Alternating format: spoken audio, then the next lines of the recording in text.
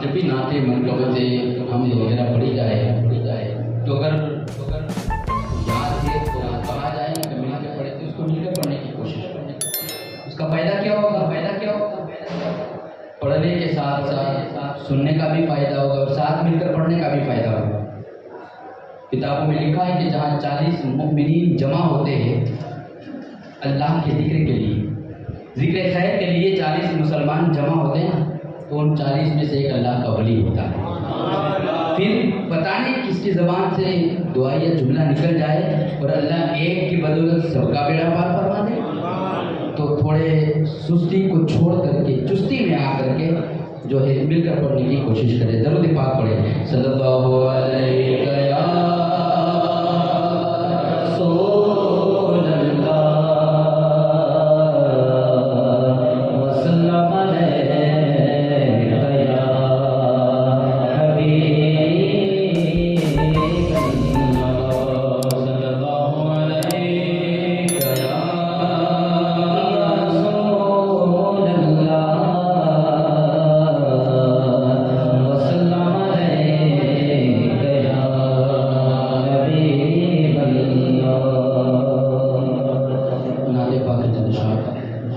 سرکار اعلیٰ حضرت فاضل بریلوی رضی اللہ عنہ کا لکھا ہوا کلام ہے. ہو سکے تو مل کر پڑھنے کی کوشش کریں. لم یاتی نذیروں کا فی نظر، لم یاتی نذیروں کا فی نظر،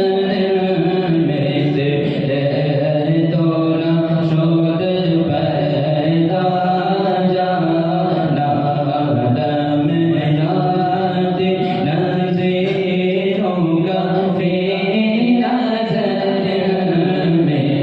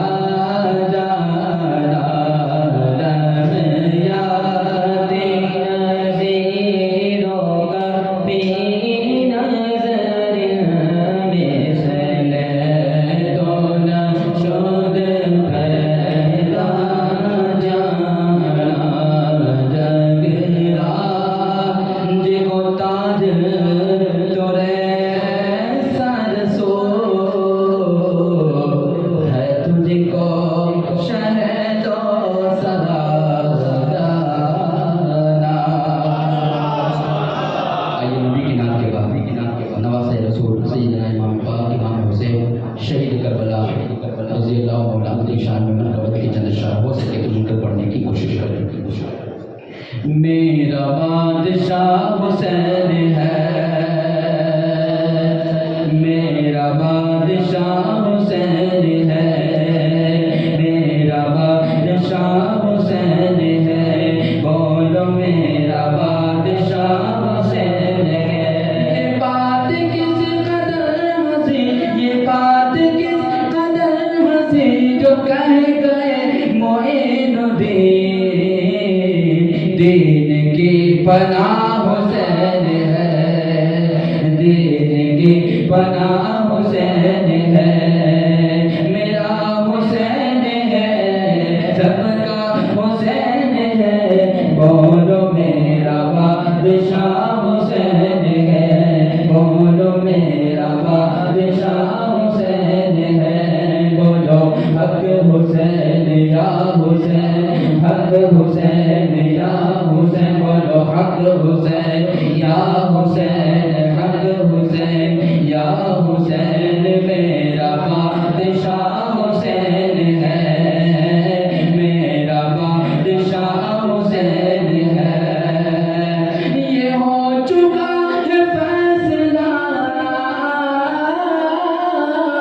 یہ ہو چکا ہے فیصلہ، نہ کوئی دوسرا حسن، نہ کوئی دوسرا حسین ہے، نہ کوئی دوسرا حسین ہے. میرا حسین ہے، پیارا حسین ہے، بولو میرا بادشاہ حسین ہے، بولو میرا بادشاہ حسین ہے. میرا بادشاہ حسین ہے. نعرہ تکبیر، نعرہ رسالت، نعرہ رسالت، نعرہ رسالت. اشرفی دولہا، اشرفی دولہا. نعرہ تکبیر، نعرہ رسالت.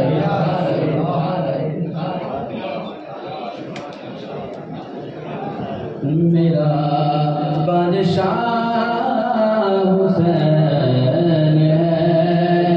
ارے او دشمن ازل، ارے او دشمن ازل، تو مر ذرا قبر میں چل، پتا چلے گا کیا حسین ہے، پتا چلے گا کیا حسین ہے. میرا حسین ہے، پیارا حسین ہے، بولو میرا بادشاہ حسین ہے، بولو میرا بادشاہ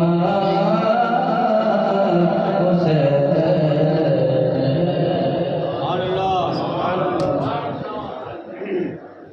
حضرت غلام سید احمد اشرف صاحب اشرف جیلانی، جو اس وقت شاید آپ تمام لوگ جانتے ہوں گے کہ ہمارے علاقے میں اور خصوصی طور پر اس برگاس پٹن کی سرزمین پر پہلی مرتبہ حضرت تشریف لائے ہیں. سبحان اللہ، ماشاء اللہ. اور اگر میں یوں کہوں تو یہ مبالغہ آرائی نہ ہوگی کہ جب تک ہم صرف آج ان کا خطاب سننے کے لیے نہیں بلکہ جتنی دیر ان کے سامنے بیٹھے رہیں گے یوں سمجھے غوث اعظم کی اولاد کی بارگاہ میں بیٹھے ہیں. اس کی فیوض و برکات جو ہیں وہ ہم محسوس کر سکتے ہیں، اس کو لفظوں میں بیان نہیں کر سکتے.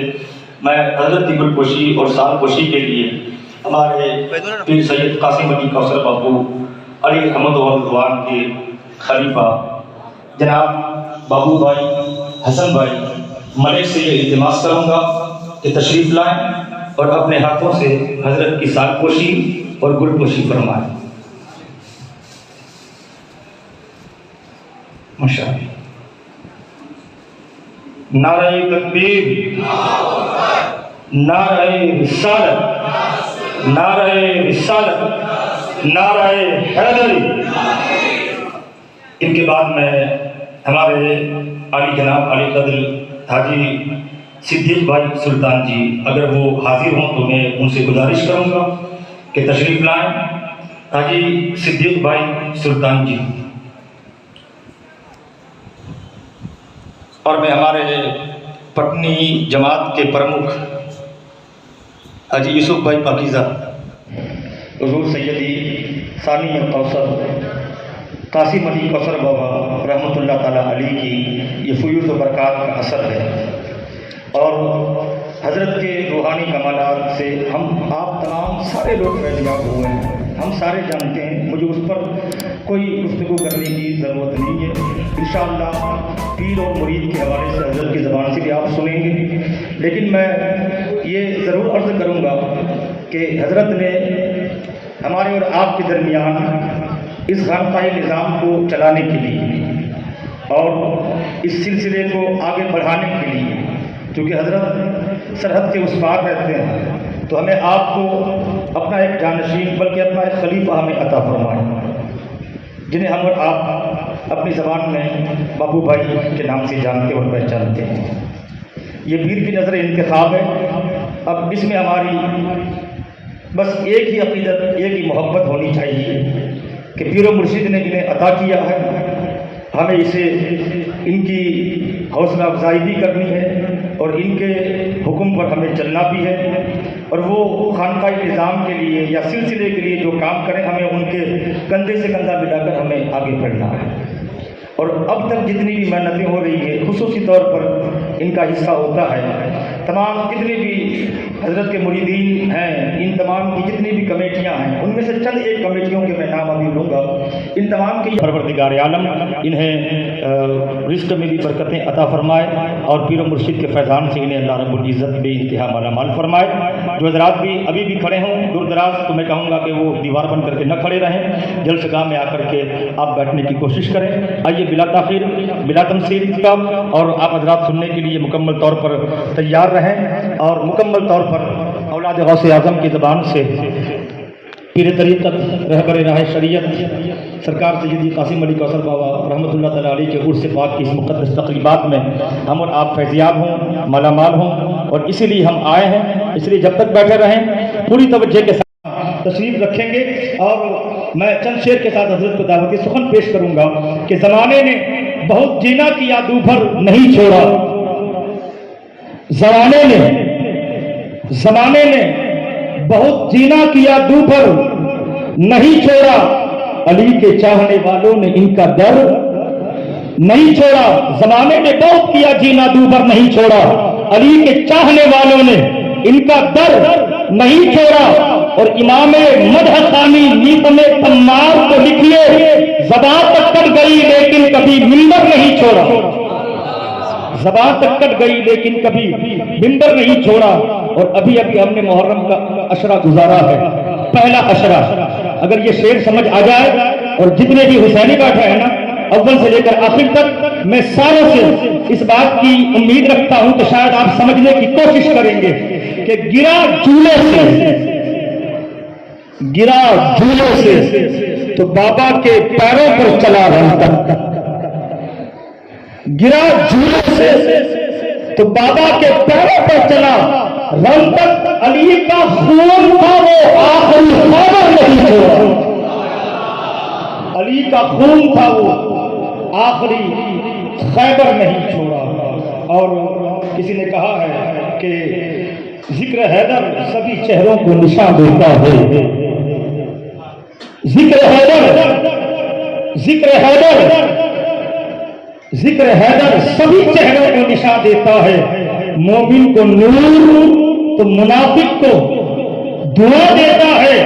اور خون عمران کا کس درجہ ہے توحید پرست جو قتل گاہوں میں بھی صدیوں سے اذا دیتا ہے، جو قتل گاہوں میں بھی صدیوں سے اذا دیتا ہے. اور اس گھرانے کی زبانیں نہیں بدلا کرتی.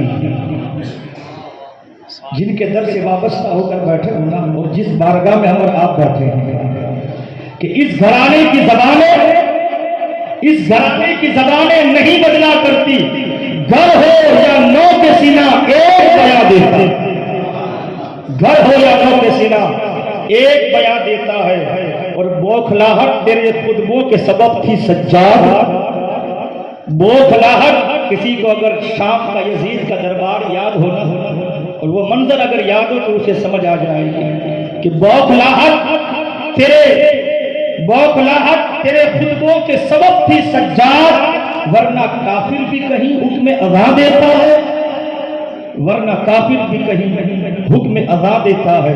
آئیے میں بلا تاخیر اور بلا تمثیل آپ کے سامنے حضرت منبر نور پہ جلوہ فرما ہے.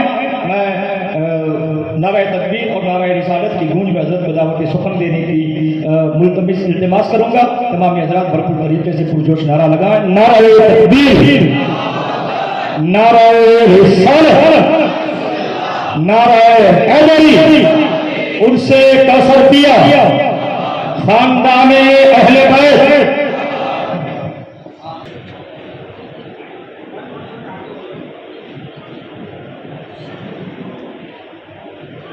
ٹائلس پہ بیٹھے ہوئے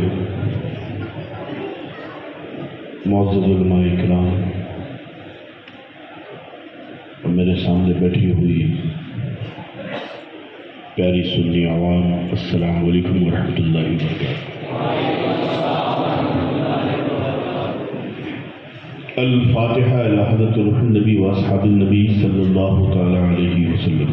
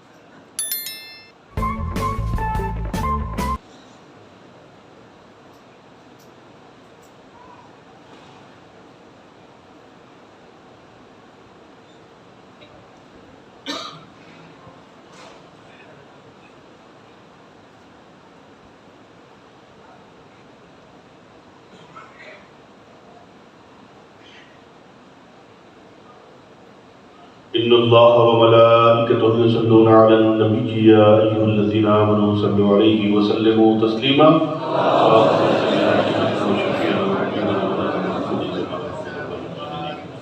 صلاۃ والسلام علیک یا نبی اللہ صلی اللہ تعالی وسلم وصلی اللہ تعالی علی خیر خلقہ ونورہ محمد وآلہ وصحبہ اجمعین برحمتک یا رب.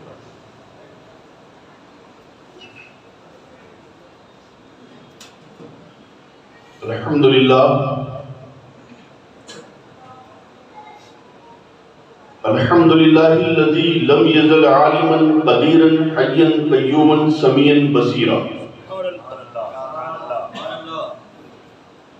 واشهد ان لا اله الا اللہ واکبرہ تکبیرا. واشهد ان محمدا عبده ورسوله محمدا الذي ارسله الى الناس كافة بشيرا ونذيرا. وعلى آله واصحابه وسلم تسليما كثيرا كثيرا. اما بعد فاعوذ بالله من الشيطان الرجيم. بسم اللہ الرحمن الرحیم.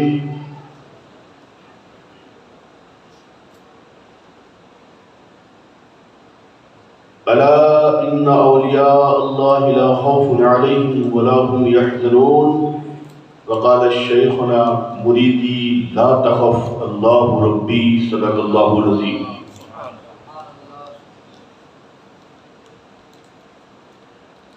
الہی تابوت خورشید و ماہی چراغ چشتیہ را روشنائی. قرب حق اے نیاز گرخواہی ساز ورد زبا معین الدین. مظفر غیر کی در کی غلامی غیر ممکن ہے. مظفر غیر کی در کی غلامی غیر ممکن ہے، شہنشاہی کریں گے ہم غلام مصطفیٰ بن کر، شہنشاہی کریں گے ہم غلام مصطفیٰ بن کر۔ اور میرے دادا حضور مجاہد دورہ فرماتے ہیں کہ کون کہتا ہے کہ لفظوں کا خزینہ لکھ دو، کون کہتا ہے کہ لفظوں کا خزینہ لکھ دو، دل کی تختی پہ فقط لفظ مدینہ لکھ دو۔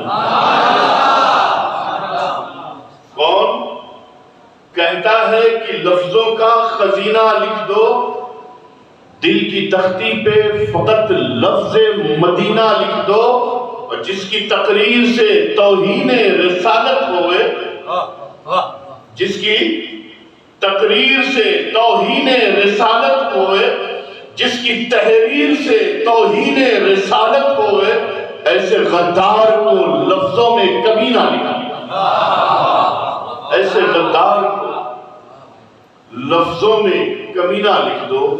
برغ حنا پہ لکھتا ہوں میں درد دل کی بات، شاید کہ رفتہ رفتہ لگے دل ربا کے ہاتھ، انداز بیاں گرچہ بہت شوق نہیں ہے، شاید کہ اتر جائے تیرے دل میں میری بات۔ ان اللہ و ملائکتہ یصلون علی النبی یا ایھا الذین آمنوا صلوا علیہ وسلموا تسلیما۔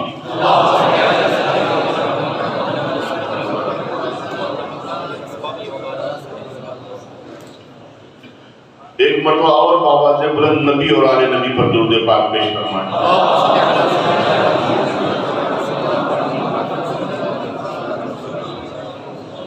ایک مرتبہ اور بآواز بلند۔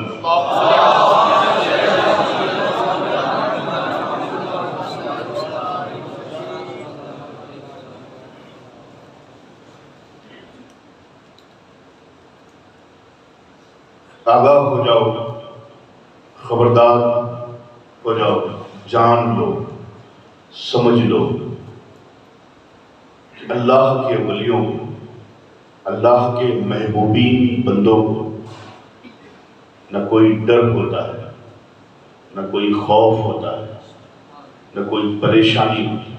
یہ ایک آسان سا ترجمہ اپنے الفاظ، اپنے انداز میں اس آیت مقدسہ کا کیا کہ جس کی تلاوت کا شرط خطبہ مسلمہ کے بعد میں نے حاصل کیا۔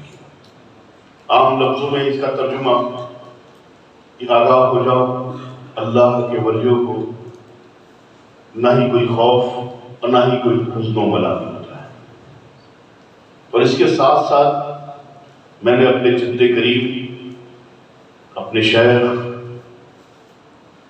سرکار پیران پیر دستگیر روشن دلویر میرا سرکار سیدنا محی الدین عبدالقادر جیلانی کا ایک قول نقل کیا، مریدی لا تخف اللہ ربی، اے میرے مریدوں گھبراؤ مت، اللہ میرا رب ہے۔ دیکھیے سچی بات بتلاؤں، آپ کے شہر میں پہلی بار آیا، واکانیر تک تو آیا ہوں والد صاحب کے ساتھ، وہاں پر یہاں پر دوارکا پڑتا ہے، وہاں پر 5 دوارکا ہوتا ہے، وہاں تک آیا تھا۔ لیکن یہ آپ کا شہر بڑا تاریخی شہر ہے، میں اس پہ نہیں جاؤں گا کیونکہ مجھے بھی حالات معلوم ہیں۔ جس حالات سے آپ لوگ گزرتے ہیں اسی حالات سے ہم بھی گزرتے ہیں۔ آپ کسی شہر میں رہتے ہو، ہم کسی شہر کے قریب رہتے ہیں، بس فرق اتنا ہے۔ ورنہ جس حالات سے آپ گزر رہے ہو اس سے کم میں ہم بھی نہیں۔ تاریخ کے حساب سے کئی نام تھے ذہن میں، دل میں تھا کہ کبھی اگر اس ایریے میں گیا تو حاضری کے لیے جاؤں گا۔ اس میں ایک حضرت سرکار حاجی کرمانی کا بھی نام تھا کہ کبھی وقت ملا تو جاؤں گا، ایک حضرت حاجی پیر کا۔ لیکن ابھی جب آیا یہاں پر ہمارے محب گرامی مولانا حسن رضا صاحب نے بتلایا، جن سے خواہش ظاہر کی کہ کچھ آستانوں پہ جانے کی، تو انشاءاللہ الرحمن بشرط حیات کل صبح میں جانے کی کوشش کروں گا۔ میں ابھی 10 دن سے بحیثیت مقرر بول رہا تھا اپنے جد کریم پر۔ آج یہ عرس ہے، یہ عرس کی تقریب ہے، یعنی اگر آج آپ کا شہر بارڈر پار اس سرزمین پہ نہیں رہا ہوتا، یہاں پہ رہا ہوتا، تو آج آپ سب ان کی خانقاہ میں عرس مناتے ہیں۔ تو آج بحیثیت مقرر نہیں بولوں گا، جو مقرر کے انداز ہوتا ہے چلا کر کرسی پیٹ کر، وہ انداز نہیں، ایک خانقاہی مزاج جو ہوتا ہے گفتگو کرنے کا انداز، جس انداز میں ابھی میں تقریر یہ کر رہا ہوں، بول رہا ہوں آپ سے، اسی انداز میں بولنے کی کوشش کرتا ہوں۔ جو ہمارا خاندانی مزاج کے ساتھ ساتھ خانقاہی مزاج جو ہم کو دیا جاتا ہے، جب ہم کسی خانقاہ سے منسلک ہوتے ہیں تو وہاں کا مزاج کیا ہوتا ہے، اس انداز سے میں خانقاہی مزاج سے بولنے کی کوشش کرتا ہوں۔ میں کسی قیل و قال میں نہیں جاؤں گا، نہ آپ کو لمبی چوڑی حدیث سناؤں گا، نہ زیادہ قرآن کی آیت سناؤں گا جو آپ کے سر سے نکلے۔ ہمارے بزرگوں کا طریقہ کیا رہا ہے، کیا شیوا رہا ہے، انہوں نے اسلام کو فروغ کیسے دیا، اپنے سلسلے کو فروغ کیسے دیا، اور کس طریقے سے ایک پیر اپنے مرید کی کب کس وقت مدد کر سکتا ہے۔ کوشش کروں گا کہ آپ کے ذہن میں پیر کیا ہوتا ہے وہ بیٹھا سکوں، کیونکہ ایک پیر کا عرس ہے۔ اور آپ کے شہر میں جو یہاں پر آیا، لیکن میرے آنے سے پہلے لگ بھگ 600-650 سال پہلے، 700 سال پہلے میرے ایک دادا پہلے ہی تشریف لا چکے تھے۔ پورے ہند کی سرزمین پر صرف 2 ہی گدی ہماری ہے اس نسل سے، ایک چچوچا حضرت سرکار سید عبد الرزاق نور العین جن کی نسل سے ہم ہیں، اور ایک پڑینار شریف اللہ شاہ قادری۔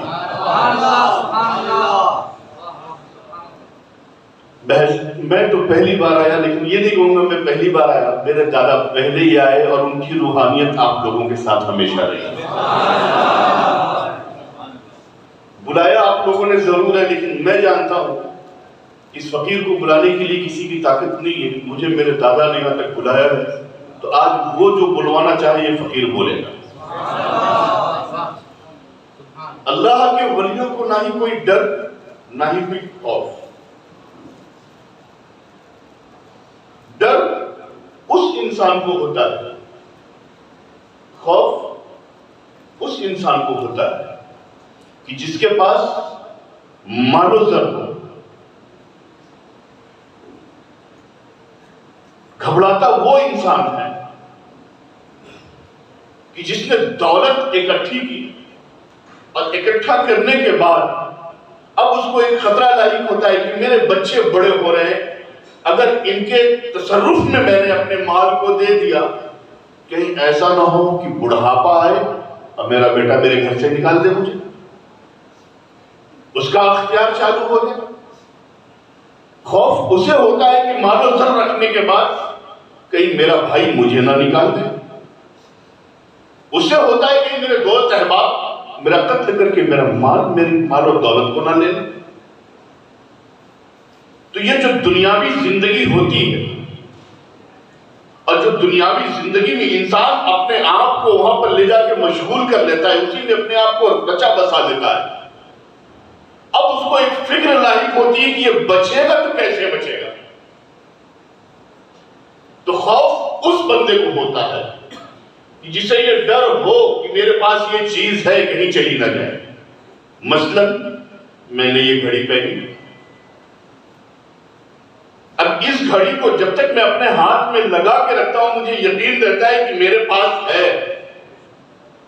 اب اسی گھڑی کو میں کہیں پہ رکھ دوں اور وہاں پر کافی لوگ ہوں، تو اب میرے ذہن میں یہ رہے گا کہیں ایسا نہ ہو کہ کوئی اس گھڑی کو اٹھائے اور لے کے چلا نہ جائے، لے کے جائے گا تو 30,000 کا نقصان۔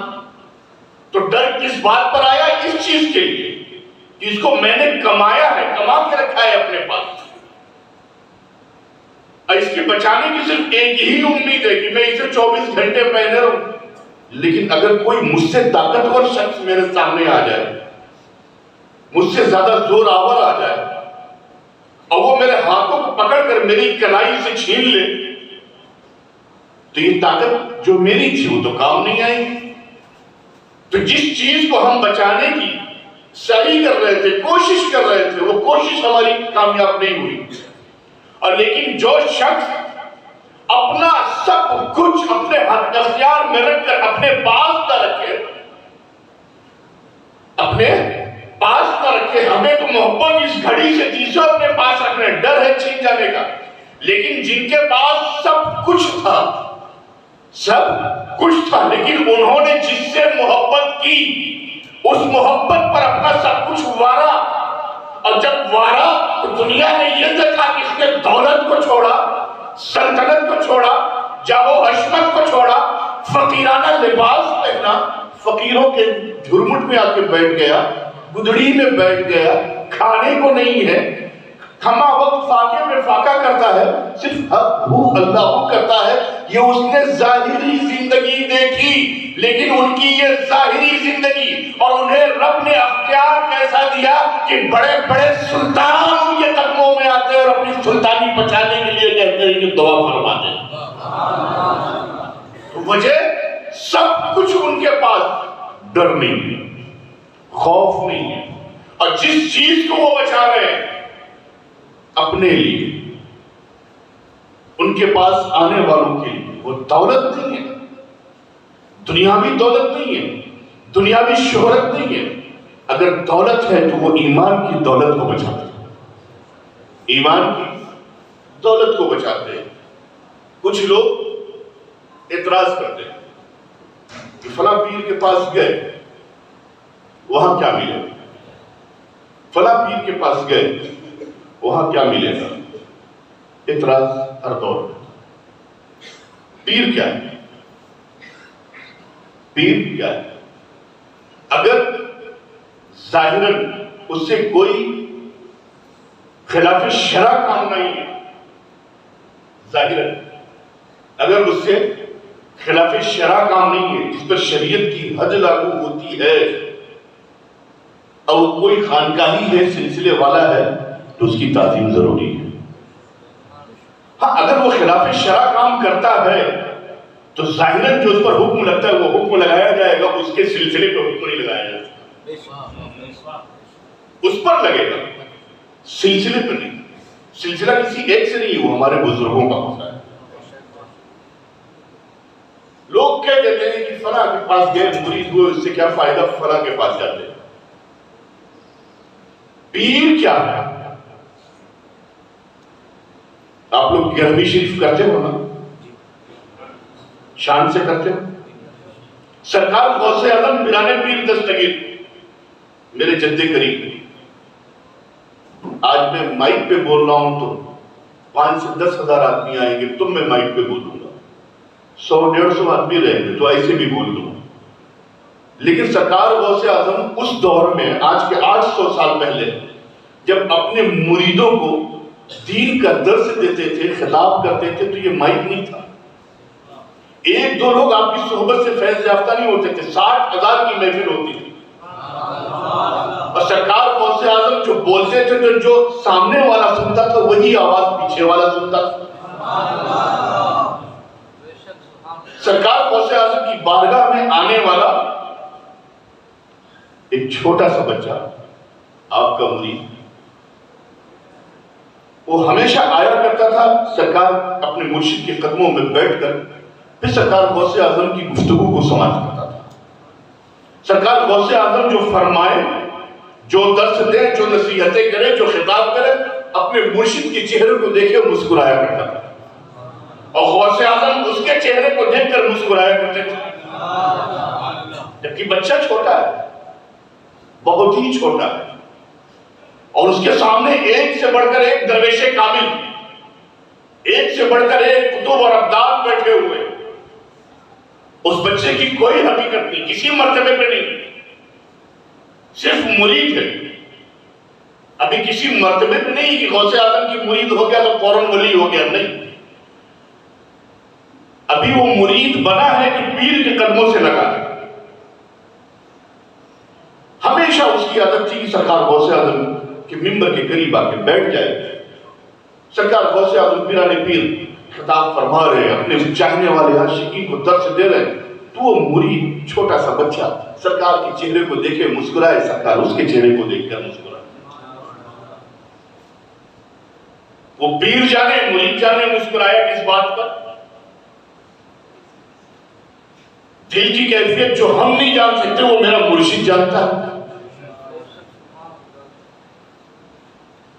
سوئے اتفاق ایک دن وہ بچہ آیا، سامنے بیٹھنے کے بجائے سب سے پیچھے بیٹھا. سرکار غوث اعظم نے پورا خطاب ختم کیا، سب کے حق میں دعا فرمائی، سب اٹھ گئے، سب اپنی اپنی عبادت میں مشغول ہو گئے. وہ بچہ اپنے گھر کو چلا گیا. پیران پیر کو ساری حقیقت معلوم تھی، چھوڑ دیا. دوسرے دن آیا، پھر پیچھے بیٹھا. پھر غوث اعظم نے کچھ نہیں کہا. تیسرا دن جب آیا، وہ پیچھے بیٹھا. سرکار غوث اعظم کی نگاہ کرم جب اس پر پڑی تو فرمایا، اے بیٹا ذرا آگے آ. وہ بچہ اٹھا آیا، اپنے مرشد کے قدموں کو بوسہ دیا. میرے غوث نے پوچھا، بیٹا بتا تو پیچھے کیوں بیٹھتا ہے؟ ہمیشہ تو میرے سامنے بیٹھتا ہے، تو مجھے دیکھ کے مسکراتا تھا، میں تجھے دیکھ کے مسکراتا تھا. وجہ کیا ہے کہ تو پیچھے بیٹھ رہا ہے؟ کیا یہ میرے مریدوں نے تجھے ڈانٹا ہے؟ کہا حضور نے. کہا اتنے بڑے بڑے علماء اور مشائخین بیٹھ رہے ہیں میرے پاس آ کے فیض حاصل کر رہے ہیں، ان میں سے کسی نے تجھ پر طنز کیا ہے؟ کہا نہیں. کہا میرے بارگاہ میں آتے وقت میرے درباریوں نے تجھے روکا ہے؟ کہا نہیں. کہا پھر بات کیا ہے کہ تو پیچھے بیٹھتا ہے؟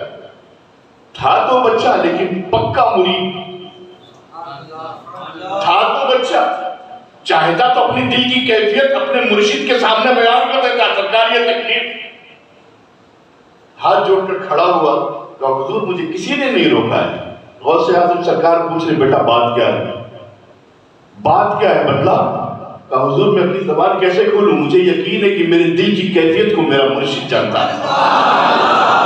سرکار مجھے تو یقین ہے، یہ میرا ایمان ہے کہ میں جس کے ہاتھوں پر بکا، جس کے بیعت کی ہے، جس کا سلسلہ میں نے پکڑا ہے، دامن کرم پکڑا ہے، میرا شیخ ایسا ویسا نہیں ہے، میرا شیخ میرے دل کی کیفیت کو جانتا ہے. سرکار غوث اعظم نے فرمایا کہ بے شک میں تیرے دل کے حالات کو جانتا ہوں، لیکن بیٹا تو اپنے منہ سے بتلا. کہا حضور جب جانتے ہیں تو میں کیوں بتلاؤں؟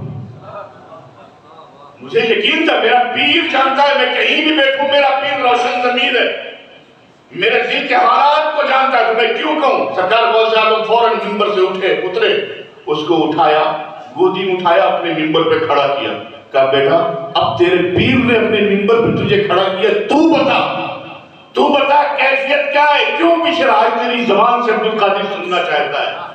بے شک میں تیرے دل کے حالات کو جانتا ہوں، تو کیا سوچ رہا ہے میں وہ بھی جانتا ہوں، تو کس تکلیف میں مبتلا وہ بھی جانتا ہوں. لیکن تو میرا مرید ہے نا، میں چاہتا ہوں آج تو اپنے منہ سے کچھ کہے اور عبدالقادر وہ پورا کر لے.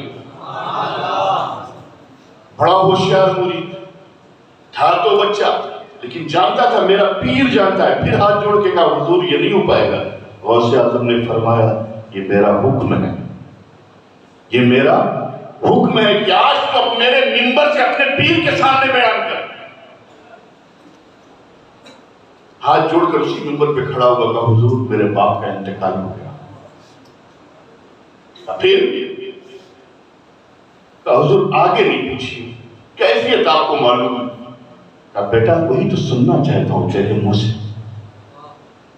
کہا حضور میرا باپ شرابی تھا، جوا کھیلنے والا تھا، غلط راہ پہ چلنے والا تھا، غلط راستے پہ چلنے والا تھا. گھر پہ آیا، کمرے کے اندر گیا، گرا، ختم ہو گیا. میری ماں نے دیکھا مر گیا ہے. بڑا گورا چپٹا تھا میرا باپ، لیکن اس کا جسم سیاہ پڑنے لگا، جسم پھٹنے لگا. میری ماں ڈر گئی، مجھ سے کہا جاؤ اپنے چچاؤں کو بلا لاؤ. میں اپنے چچاؤں کو بلا کے لے کر آیا.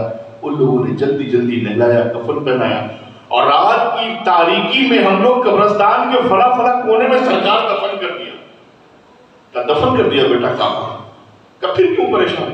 کہا حضور پریشان نہیں، بس ایک سوچ آ گئی۔ سرکار پریشان نہیں، میں پریشان کیوں ہونے لگا؟ موت تو آنی برحق ہے، موت آئی وہ مر گیا، لیکن حضور ایک بات دل میں کھٹک رہی ہے۔ غوث اعظم نے کہا اب کیا کھٹک رہی ہے؟ جب تو نے دفن کر دیا تب بتلا رہا 3 دن کے بعد، پہلے بتلایا ہوتا۔ کہا حضور بتلانے لائق ہی نہیں تھا کہ آپ کے سامنے لاتا، لیکن دل میں کھٹک رہی ہے ایک بات۔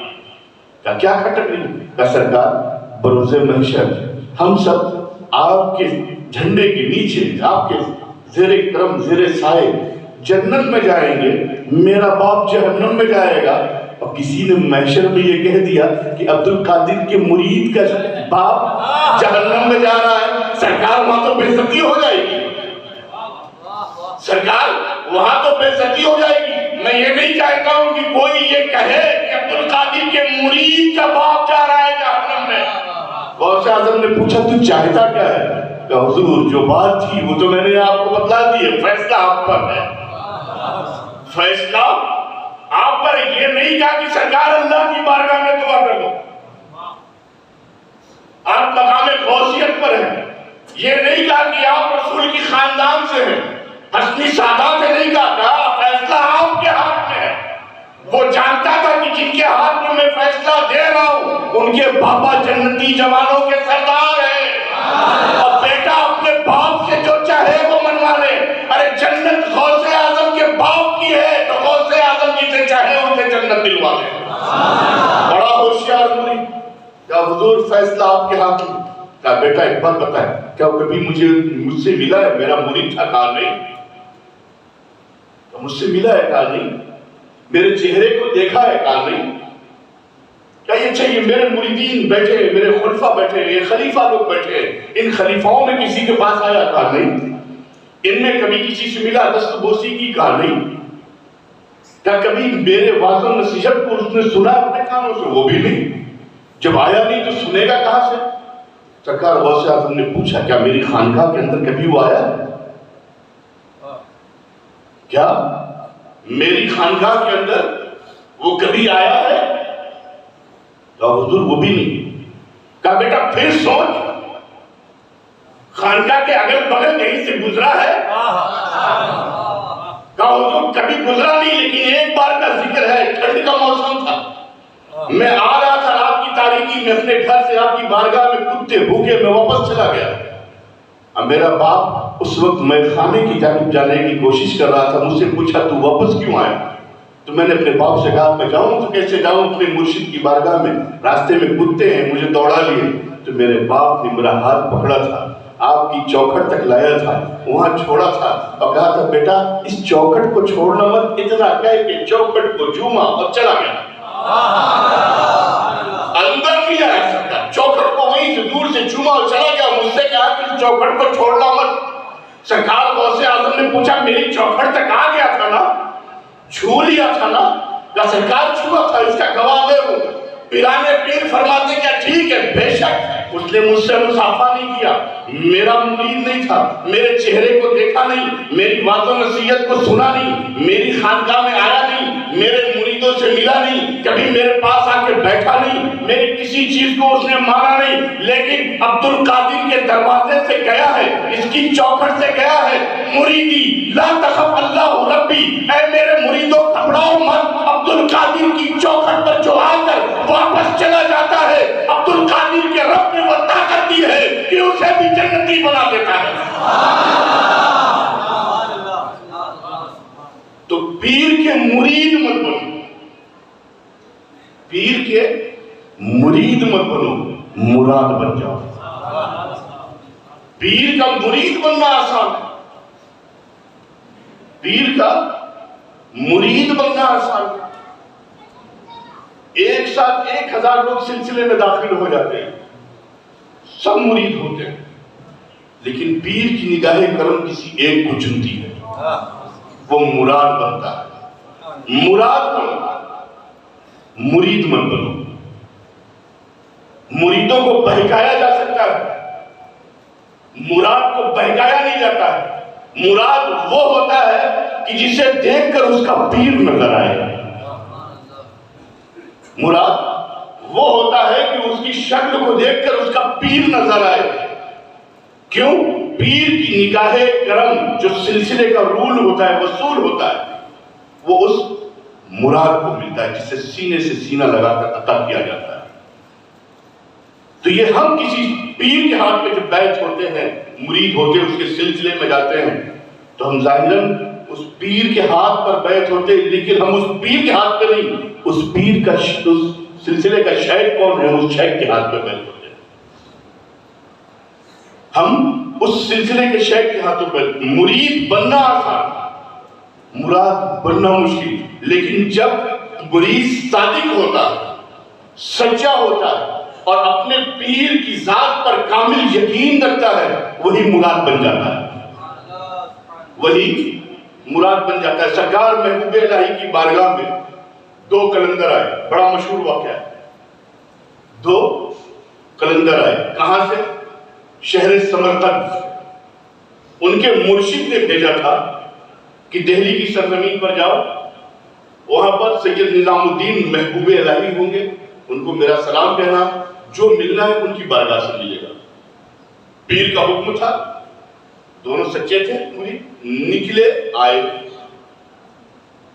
دہلی کی سرزمین پہنچے. لیکن دہلی کی سرزمین پر پہنچنے سے پہلے ان کے ساتھ ایک حادثہ ہو گیا.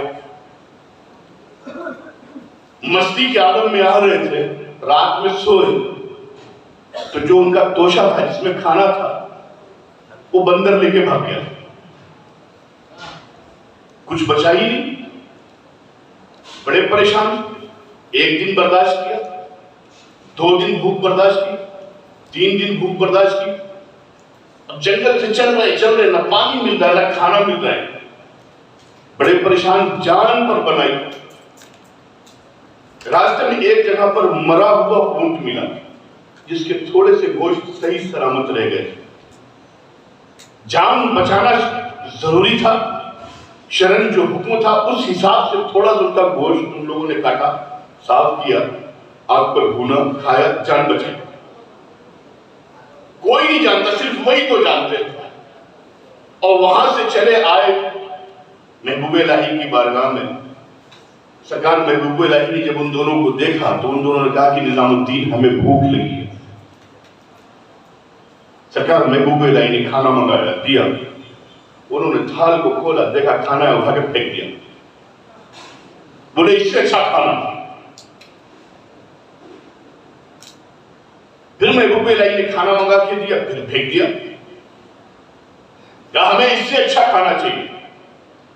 محبوب الہی نے تیسری بار کھانا منگا کے دیا. بس تھوڑا سا لوگوں نے کھایا، باقی پھینک دیا. دوسرے دن پھر یہی حرکت. تیسرے دن پھر محبوب الہی کے ساتھ یہی حرکت کی. 3 بار کھانا پھینکا. سرکار محبوب الہی نے فرمایا ادھر آؤ تم دونوں. آئے. کہا کان لاؤ. کہا یہ بتلاؤ نظام الدین کا یہ کھانا وہ سڑے ہوئے گوشت سے بیکار ہے کیا؟ وہ سڑا ہوا گوشت اچھا تھا جو تم لوگ صحرا میں کھا کے آئے. یہ دونوں چپ. یہ راز تو ہم 2 جانتے تھے، ان کو کیسے معلوم پڑا؟ خاموش ہو گئے، قدموں میں گر گئے. محبوب الہی نے فرمایا حجرے کے فلاں کونے میں چلے جاؤ. فلاں حجرے میں کونے میں بیٹھ کر تم دونوں یہ ورد و وظائف میں ہو، یہیں پہ رہو. اب جب وہاں پہ رہے، جب خانقاہی وصول میں آئے، جو سلسلے چشت اہل بہشت کا وصول تھا، جس میں یہ پریشان کہ بڑا ٹف. 40 دن تک تو محبوب الہی نے ان کی جانب دیکھا ہی نہیں. 40 دن کے بعد سرکار محبوب الہی نے ان دونوں کو بلایا اور بلا کر دونوں کے سر پہ دستار باندھی، امامت. اس کے بعد اپنے سینے سے سینہ لگایا، ان کے سر پہ ہاتھ رکھی. جو عطا کرنا تھا عطا کیا تھا. اب تم اپنے شہر واپس جاؤ اپنے مرشد کے پاس. امامت کیا کس نے؟ محبوب الہی نے. خرقہ عطا کس نے کیا؟ محبوب الہی نے. سینے سے سینہ لگا کر دیا کس نے؟ محبوب الہی نے. اب گن کس کی گانی چاہیے؟ محبوب الہی کی، وہ دونوں قلندر حرکت کیا کرتے ہیں کہ رقص کے عالم میں آ کر ناچتے ہوئے بولتے کیا، میرے پیر کا کرم دیکھو کہ شہر سمرقند سے بیٹھا بیٹھا آج ہمیں دہلی میں نواز رہا ہے، شہر سمرقند میں بیٹھا ہے، نماز یہاں پڑھ رہا ہے، سید نظام الدین کی خانقاہ میں۔ حضرت امیر خسرو نے سنا تو جلال میں آئے، کیا بڑا واقعات ہے، بڑا مکار انسان ہے، دینے والا میرا پیر ہے، نام لے رہا اپنے پیر کا، دینے والا میرا شیخ ہے، نام لے رہا اپنے شیخ کا۔ سرکار محبوب الہی فرمایا خسرو یہ تعلیم ہے، یہ تعلیم ہے، اگر آج یہ میرا نام لے لیتا تو یہ اپنے پیر کا وفادار نہ ہوتا، اگر اس کے پیر کا کرم نہ رہتا تو نظام الدین یہاں پر آتا نہیں۔ تو یہ جو کہہ رہا ہے کہ میرے پیر نے دیا، سچ کہہ رہا ہے، اس کے پیر نے جب کہا تو ہی میں نے عطا کیا ہے، پیر نے بھیجا تو عطا کیا۔ تو یاد رکھو تم کسی کے بھی مرید ہو، اگر کسی کی بارگاہ سے فیض پاؤ تو جہاں سے فیض پاؤ وہاں پر اپنے پیر کا شکر ادا کرو کہ تمہارے مرشد کی نگاہ تم پر تھی تو اس دربار سے ملا ہے، تمہارے پیر کا کرم تمہارے ساتھ تھا تو ملا ہے۔ بنا پیر کے کرم کے کسی کو ملنے والا نہیں، ملنے والا نہیں۔ پیر کہنا آسان ہے کہ ہم پیر کے مرید ہیں، پیر کی مراد بننا بڑا مشکل ہے، پیر کی مراد بننا بڑا مشکل ہے، اور جو پیر کی مراد بن جاتا ہے اسے دنیا کا ڈر اور خوف نہیں ہوتا ہے۔ اور یہ مشائخین کرام ہمارے یہ اللہ والے کیوں کسی سے ڈرنے لگے؟ جسے رب نے اتنی طاقت دی کہ مردے کو چاہے تو زندہ کر دے اور زندے کو چاہے تو مردہ کر دے، منٹوں میں چاہے تو زندے کو مردہ کر دے، پھر کوئی اٹھا نہیں سکتا ہے۔ اگر مردہ ان کے سامنے لایا جائے تو اپنی زندگی کے 10 سال بھی دے دیتے ہیں۔ سرکار مخدوم اشرف خانقاہ میں اپنے بیٹھے ہوئے ہیں، ایک ضعیفہ آئی رونے لگی، انہی کی مریدہ تھی، پوچھی کیوں رو رہی؟ کہا حضور میرا 16 سالہ بیٹا تھا، انتقال ہو گیا اور آپ کی چوکھٹ پہ لے کر آئی۔ مخدوم پاک نے فرمایا ٹھیک ہے، میں کفن کا انتظام کرواتا ہوں، اس کو نہلا دھلا کے دفن کروا دیتا ہوں۔ اور رونے لگی کہ میری زندگی کی ایک ہی کمائی، کوئی ہے ہی نہیں میرے پاس، میری نسلیں تو ختم۔ جب زیادہ رونے لگی سرکار مخدوم اشرف نے فرمایا میرے رب نے 120 سال کی میری عمر دی تھی، اس میں سے 10 سال میں تیرے بیٹے کو دیتا ہوں، 10 سال میں تیرے بیٹے کو دیتا ہوں۔ اور وہی مخدوم اشرف ہے کہ مردے کو زندہ کر رہا ہے۔ اور کھچوچے سے 25 کلومیٹر کی دوری پہ اکبرپور، وہاں سے ایک گاؤں پڑتا ہے سجولی، جہاں پر آپ جمعے کی نماز کے لیے جایا کرتے تھے۔ کچھ لوگوں نے امتحان کی نیت سے یہ فقیر آتا ہے چلو آج اس کا ہم امتحان لیتے ہیں کتنا پہنچ والا ہے، اس گاؤں کے لوگوں نے ایک ماحول بنایا، ایک بچے کو کفن پہنایا، کہا جنازے میں تجھے لٹاتے ہیں، جب وہ اللہ اکبر کرے گا تو تو اٹھ کے بھاگ جانا، ہم لوگ مذاق اڑائیں گے۔ جنازے جمعے کی نماز ختم، جنازہ لا کے سامنے رکھ دیا، سرکار مخدوم اشرف سے فرمایا، کہہ رہے ہیں وہ لوگ گاؤں والے مل کے کہ حضور جنازے کی نماز پڑھا دیے، بولے کسی اور سے پڑھوا لیں، مجھ سے نہیں۔ جب زیادہ زور پکڑا تو سرکار نے ایک سوال کیا کہ بتا زندے کی پڑھاؤں کہ مردے کی؟ زندے کی پڑھاؤں کہ مردے کی پڑھاؤں؟ گاؤں والے تعجب میں کہا حضور کبھی زندے کی جنازے کی نماز ہوتی ہے، ہمیشہ مردے کی ہوتی۔ کہا ٹھیک ہے مردے کی پڑھا دیتا ہوں۔ اللہ اکبر کہا، اب وہ اٹھ ہی نہیں رہا اور یہاں سب انتظار میں کہ اللہ اکبر کا اب تو یہ اٹھ کے بھاگے، ارے ہوتا تو بھاگتا، اللہ اکبر کا مردہ تو پہلے ہی مان لیا تو مردہ۔ مخدوم اشرف وہاں سے نکلے، اب سب اس کو اٹھا رہے، اپنی یوپی لینگویج میں بول رہے اٹھ جلدی بھاگ، اٹھ جلدی بھاگ۔ جب چہرہ دیکھا تو ہے ہی، بڑے پریشان ہوئے، آئے گھیر لیا چاروں جانب سے، کہا نہیں وہ زندہ تھا مردہ نہیں تھا۔ کہا تم ہی لوگ تو بولے ہو کہ مردے کی پڑھاؤ، تو میں نے مردے پڑھایا نہیں حضور زندہ۔ جب زیادہ دن پکڑ لیا اس گاؤں کے لوگوں نے، پھر سرکار نے فرمایا فقیروں سے ٹھٹھے بازی کرتے ہو، مذاق کرتے ہو، ٹھیک ہے جاؤ اس کا چہرہ کھول کے دیکھو، وہ زندہ ہے مردہ نہیں ہے، وہ زندہ ہے مردہ نہیں ہے۔ لیکن یاد رکھنا ایک فقیر کے دل کو دکھایا ہے تو شاید یہ بستی آباد رہے، ہمیشہ ویران رہے گی، نہ کوئی حافظ ہوگا، نہ عالم ہوگا، نہ مفتی ہوگا، کوئی نہیں ہوگا۔ اور یاد رکھو مرتے وقت تم لوگ کا چہرہ سیاہ ہو جایا کرے گا، آج بھی وہ جگہ موجود ہے، آج بھی وہ آبادی موجود ہے۔ تو ان بزرگوں کی بارگاہ میں جاؤ، اپنا گھمنڈ، اپنا غرور، اپنی دولت، اپنی عزت سب اپنے گھر کے طاق پہ رکھنا، سب داغ پر رکھو. اب جب جاؤ تو اس نیت سے جاؤ کہ آپ سے بڑا کوئی مفلس، آپ سے زیادہ کوئی پریشان حال، آپ سے زیادہ کوئی بیمار، آپ سے زیادہ کوئی بڑا فقیر نہیں. جا رہے ہو اپنے پیر کی چوکھٹ پر، اپنے شیخ کی چوکھٹ پر، اپنے بزرگوں کی چوکھٹ پر، اس نیت سے جاؤ کہ آج ہم بھکاری بن کے جا رہے ہیں، مراد لے کے جا رہے ہیں، وہاں سے بامراد ہو کر واپس آئیں گے. وہاں سے بامراد ہو کر واپس آئیں گے. اور یہ اللہ والوں کی جو بارگاہ میں ہم جاتے ہیں، جو انہیں کوئی خوف کوئی ڈر نہیں. کیوں نہیں کوئی خوف اور ڈر ہوتا ہے؟ اللہ نے وہ طاقت دی کہ سیکنڈوں میں کہیں سے کہیں پہنچ جائیں.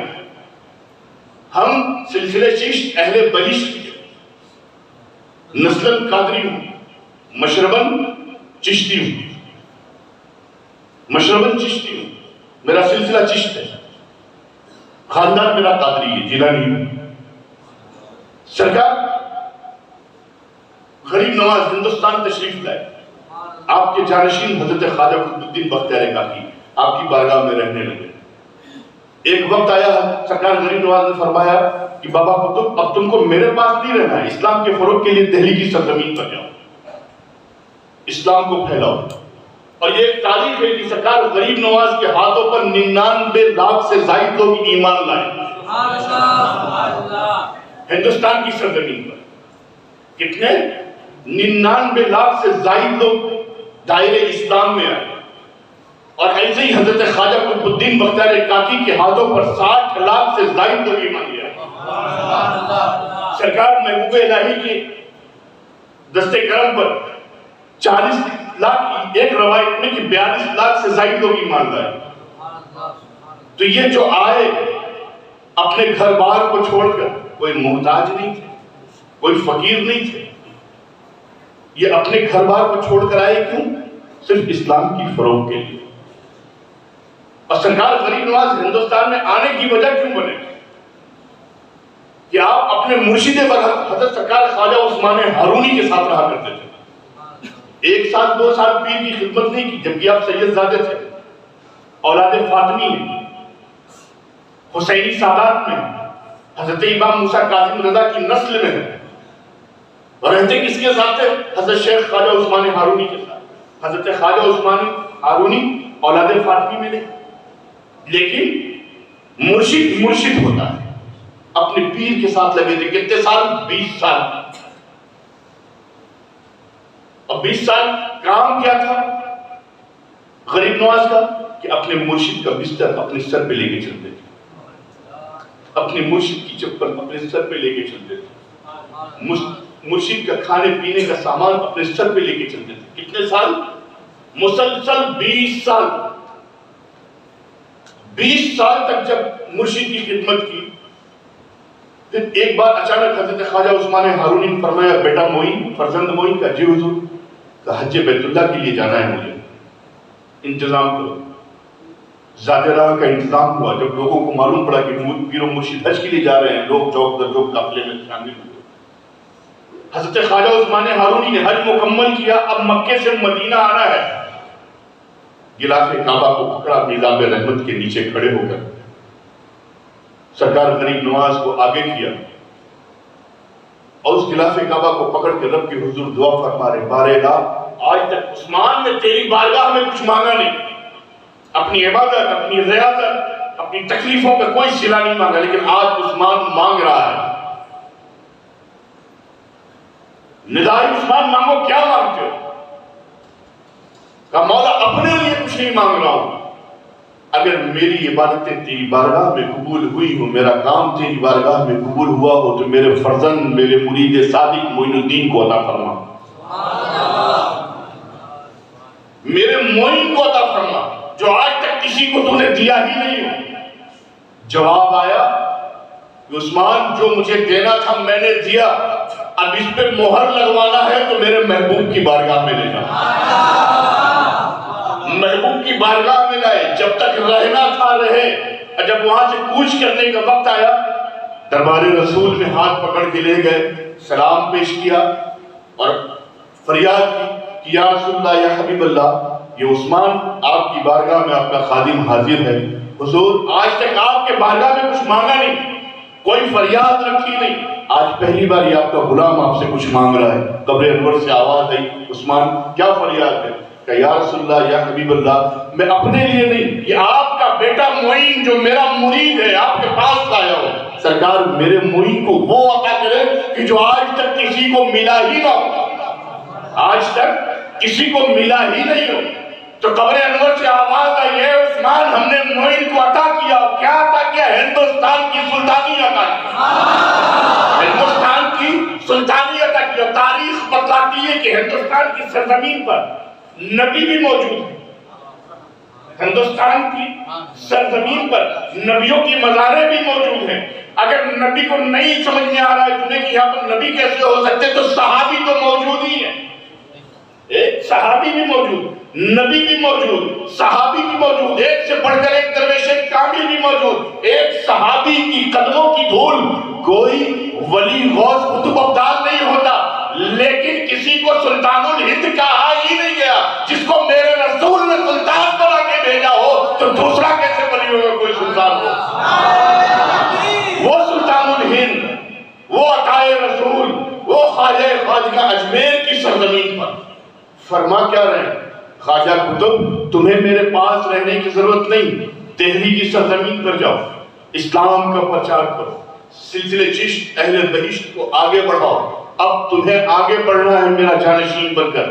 حضرت بختیار کاکی آتے ہیں, مہربی کی سرزمین پر پہنچتے ہیں, ایک چھوٹی سی خانقاہ تعمیر کرواتے ہیں. کسی دنیا دار سے مطلب نہیں, کسی سے مطلب نہیں. اور خواجہ قطب الدین بختیار کاکی کا سب سے بڑا عقیدت مند اگر کوئی تھا تو اس دور کا سلطان شمس الدین التمش. سلطان شمس الدین التمش یہ تاریخ ہے. جو لوگ بیعت ہیں, مرید ہیں اپنے پیروں سے, اور جو بالخصوص سلسلے چشت اہل بہشت میں ہوں, وہ اس تاریخ کو یاد رکھیں کہ میرا سلطان کیا ہے. سرکار غریب نواز نے بھیجا. التمش سب سے زیادہ چاہنے والا, ماننے والا, بہت کوشش کرتا تھا کہ میرے محل کے اندر میرے مرشد آ جائیں. بختیار کاکی نے فرمایا فقیر کو تیرے محل کی کیا ضرورت, فقیر تیرے محل میں آنے, ہاں تیرے حق میں دعائیں کرتا رہوں. التمش خود عالم دین, پرہیزگار, بزرگوں کا ماننے والا, سلسلے چشت کا مرید. التمش ہمیشہ اپنے پیر کو دور سے دیکھے تو جہاں پر بختیار کاکی کے قدم پڑے, جب سرکار بختیار کاکی آگے چلے جائے تو آتا تھا اسی زمین پہ ہاتھ رکھ کے اپنے مرشد کے قدموں کو چوم لیا کرتا تھا. وہ اپنی مریدی کا حق ادا کر دیتا تھا. اب چلنے والے چلنے لگے. کچھ اس میں ایسے بھی ڈھونگی لوگ تھے جو ڈپلیکیٹ خانقاہیں بنا کے رکھے تھے, ہر دور میں تھے. بختیار کاکی کا شہرہ جب بڑھا تو ان سے اور جلن ہونے لگی. وہ بختیار کاکی جو جلدی کسی کے مسئلے مسائل میں نہ بولے, کسی کے معاملات میں دخل نہ دے, علماء کی آپس میں جھک جھک ہو جائے تو اس کے بیچ میں نہ بولے, چپ سے ہٹ جایا کرتے تھے. صرف اپنے مشن سے کام رکھا کہ مجھے غریب نواز کے مشن کو آگے بڑھانا ہے, اپنے مرشد کے مشن کو آگے بڑھانا ہے. جب شہرت دلی کی سرزمین پہ بڑھنے لگی تو چار تھے چلنے والے, ان کی دکانیں بند, خانقاہیں ان کی بند. جتنا وہ بھیش بدل کے رہ سکتے تھے بحیثیت عالم, بحیثیت بابا, بحیثیت پیر, سب ختم. کوئی جا ہی نہیں رہا. کسی کو بڑا سے بڑا مسئلہ پیش آ جائے تو الدین بختیار کاکی, کسی کوئی ایسی حاجت کی ضرورت پڑ جائے پہنچ جائے, سرکار دعا فرمائے پوری ہو جائے. کوئی شرعی مسائل فوراً جواب دے دے. یہ لوگ جتنا گھما کے بولے بختیار کاکی مرشد کے کرم سے فوراً بول دے. تو وہ ایک جلن کہ مجھ سے آگے کیسے, سوچ ان کی ہر طریقے سے آزمایا بختیار کاکی کے پاس. پیسے بھیج کر, گلے بھیج کر, اناج بھیج. یہ لوگ پیسے بھی دیتے تھے, وہ لیتے نہیں تھے. اور جب کوئی زیادہ ضد کرتا تھا بولتے تھے رکھ دو. اور کوئی پریشان حال آتا تو اس کو بولتے تو اٹھا اور لے جا. ہاتھ پہ پکڑتے نہیں تھے. کھانے پینے کا سامان کوئی لا کے دے تو لیتے نہیں تھے. جب کوئی زیادہ ضد کر لے گئے رکھ دو, کوئی پریشانی حال آیا کہا لے جاؤ اللہ کے نام. آپ کو جو ضرورت محسوس ہو اپنے मुसल्ले बनाते थे, नीचे से काट निकालते थे, खा लेते थे। आपके चाहने मानने वालों को जो जरूरत हो नीचे से निकाले दे दे। ये चारों भी जाके बख्तियार काकी की खानकाह में रहे, गौर करते रहे, वाच करते रहे हर तरीके से। देखा कुछ हो ना हो, बख्तियार काकी के मुसल्ले के अंदर खजाना छुपा, इसी में से निकालते हैं सबको देते हैं, इसी में से निकालते हैं सबको देते हैं, है तो इसी के अंदर है। एक दिन सरकार बख्तियार काकी बाहर निकले, ये चारों चोर अंदर घुसे। दिल में जलन, बुक्स तो थी, दुकानें बंद, मुसल्ले को पलटा तो नीचे मिट्टी कुछ है ही नहीं।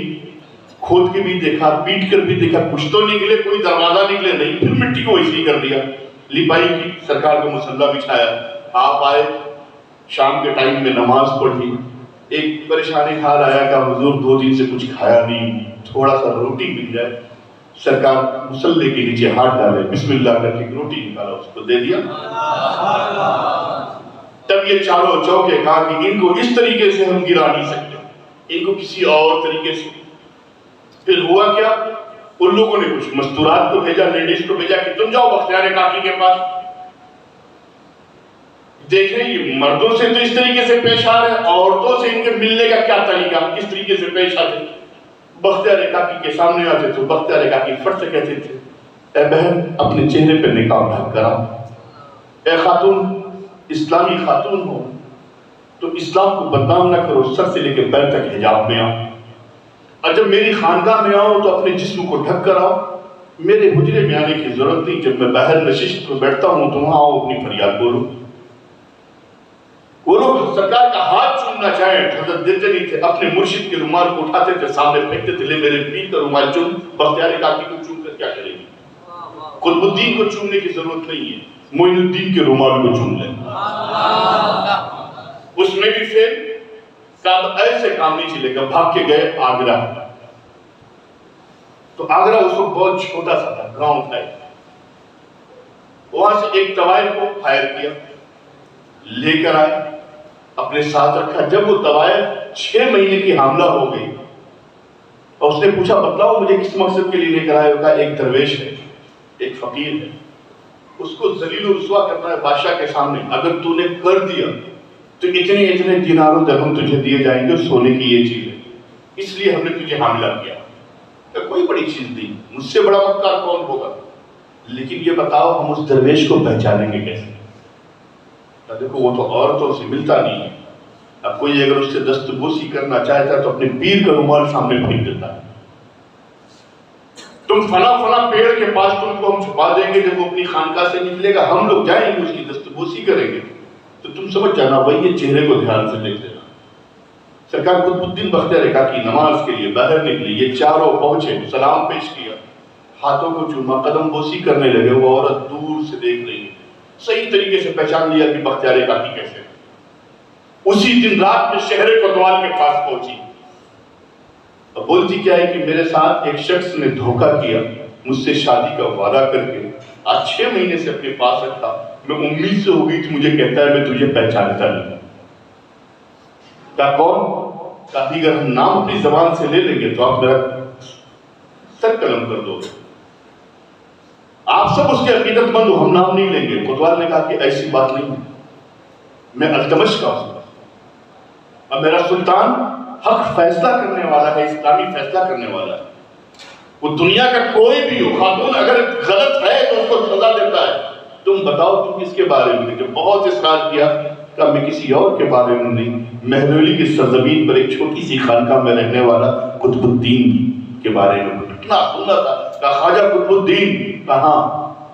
उन्होंने अब वो परेशान का खातून अपनी जबान को वापस ले ले, तो मेरे पास कोई कंप्लेन दर्ज मत करा, वापस ले। कहा मुझे मालूम था ना तुम फैसला करोगे ना तुम्हारा सुल्तान। अब कल जब अल्लाह के हुजूर हम दोनों पहुंचेंगे, तुम भी रहोगे हम भी रहेंगे, तो मैं तुम्हारा गिरबान दावरे महशर के सामने पकड़ू, तुमने वाला फैसला नहीं किया। कोतवाल भी यानी ने दीन था, इंसाफ वाला था, घबरा गया। उससे उस खातून को कहा तू ये बैठ, हटना मत। पहरेदारों को लगा दिया, भागता हुआ गया अल्तमश के महल में, कुंडी को खटखटाया। रात का टाइम, सुल्तान अल्तमश उठ के बाहर आए। इतनी रात में जगाने की क्या बात हुई? कहा हुजूर एक बड़ा पेचीदा मसला आ गया। کیا آپ پہلے وضو کر کے ٹھنڈے ہو جائیے۔ التمش نے وضو کیا، سکون اطمینان سے بیٹھا۔ ایک عورت آئی اور مرشد بلخ حضرت خواجہ قطب الدین بختیار کاکی پر الزام لگا رہی ہے، کہہ رہی ہے کہ قطب الدین بختیار کاکی نے 6 مہینے مجھے اپنے پاس رکھا، مجھ سے شادی کا وعدہ کیا، میرے ساتھ غلط صحبتیں کی، اب جب میں امید سے ہوگی تو مجھے پہچاننے سے انکار کر۔ التمش کا رنگ بگڑنا چالو ہوا کہ میرے مرشد کے خلاف۔ تو حضور غصہ مت کریں، ہم نے اس خاتون کو بہت سمجھایا، وہ مان نہیں رہی ہے اور دھمکی دے رہی ہے کہ کل دابر محشر کے سامنے تمہارا اور تمہارے سلطان کا بھی ایمان پکڑیں گے، اب بتلائیے کیا فیصلہ۔ التمش پریشان پوری رات ٹہلا صبح کے وقت کہہ رہا کہ ٹھیک ہے فیصلہ ہوگا، میری پالکی اٹھاؤ، میرے پیر و مرشد کے پاس جاؤ اور پورے حالات بتلا کے انہیں اس پالکی میں بیٹھا کر لے کر آؤ محل کے اندر، دربار لگایا جائے۔ دربار لگی، وہ چاروں بھی آئے۔ وجہ عورت نے ان چاروں کو گواہ بنایا تھا کہ انہوں نے دیکھا ہے مجھے ان کے پاس۔ التمش ایک دم جاہو جلال میں آ کے اپنے تخت پر بیٹھا، تمام وزراء، تمام علماء، تمام صوفیاء اکرام بیٹھے، سب کے چہرے کے رنگ اڑے ہوئے، یہ میٹر کیا آ گیا۔ کوتوال پہنچا، خواجہ قطب الدین بختیار کاکی کی بارگاہ میں سلام پیش کیا، کہا کیسے آنا ہوا؟ کہا حضور آپ کے لیے بدگھی لایا ہوں، ایک پینس لایا ہوں، اور حضور آپ کے اوپر ایک خاتون نے ایسا الزام لگایا ہے۔ اور سلطان التمش نے کہا جاؤ میرے مرشد کو لے کر آؤ۔ سرکار میں تو آپ کو ہتھکڑی لگا کے نہیں لے سکتا مجرم بنا کے، لیکن آپ کو دربار تک چلنا پڑے گا۔ خواجہ قطب الدین بختیار کاکی اٹھے، مسکرائے، اپنے مرشد کا امامہ اپنے سر پہ باندھا، مرشد کے رومال کو اپنے کاندھے پہ رکھا، مرشد کے آسے کو لیا، مرشد کے جبے کو پہنا، کہا چل کہاں چلنا ہے؟ کہا مرشد آپ میرے مرشد ہیں، آپ کم سے کم پینس میں بیٹھ جائیں۔ کہا کوتوال میں کیسے بیٹھ سکتا ہوں، ابھی میں مجرم ہوں، ابھی میں مجرم ہوں، تیرا پیر بختیار کاکی نہیں ہوں، ابھی میں قطب الدین نہیں ہوں، ابھی مجرم ہوں۔ جب تک حق ناحق کا فیصلہ نہ ہو جائے تو میری تعظیم مت کرنا، تو میرے ہاتھ پیر کو مت چومنا۔ اگر میں غلط ہوں تو جو شریعت کا حکم ہے اس پہ مجھے سزا دینا تو ہی اسلام بچے گا، اگر میں غلط نہیں ہوں پھر جو شریعت کا حکم ہے اس پہ فیصلہ کرنا، لیکن جب تک فیصلہ نہ ہو جائے میں مجرم کہلاؤں گا۔ مجھے اپنی صفائی میں کچھ نہیں کہنا، جس نے مجھ پر دعویٰ پیش کیا ہے وہی کو دلیل دینا ہے، الزام اس نے لگایا ہے تو گواہ اسی کو لانا ہے، میں کیوں اپنی صفائی دوں؟ کوتوال خاموش کا حضور بات پینس میں بیٹھ جائیے، ہم ڈولی اٹھا کے لے چلیں گے ورنہ التمش ہمیں قتل کر دے گا۔ کہا نہیں، التمش ایسا نہیں کر سکتا۔ بختیار کاکی پیدل چلے، پیچھے پیچھے پوری فوج کا ہجوم، لوگ پریشان حال، کچھ لوگ خوشیاں منا رہے کہ آج تو یہ فقیر پھنسا، کچھ اس غم میں ہے کہ ایسا بھی ہو سکتا ہے کہ خواجہ غریب نواز کا چہیتا مرید، خواجہ معین الدین کا چہیتا عاشق یہ غلط حرکت کر جائے، یہ ہو ہی نہیں سکتا۔ المختصر التمش کے دربار میں پہنچے، درباری نے آواز دی کہ خواجہ قطب الدین بختیار کاکی چشتی تشریف لا رہے ہیں۔ جیسے ہی آپ بسم اللہ کر کے محل کے اندر پہنچے، دربار میں پہنچے، التمش اپنی کرسی سے کھڑا ہونے لگا۔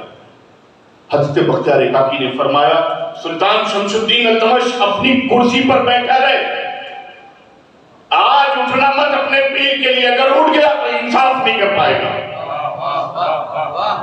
اگر تو اپنی سیٹ سے اٹھ گیا میرے ادب میں تو آج تو انصاف نہیں کر پائے گا کہ میں صحیح ہوں کہ غلط ہوں۔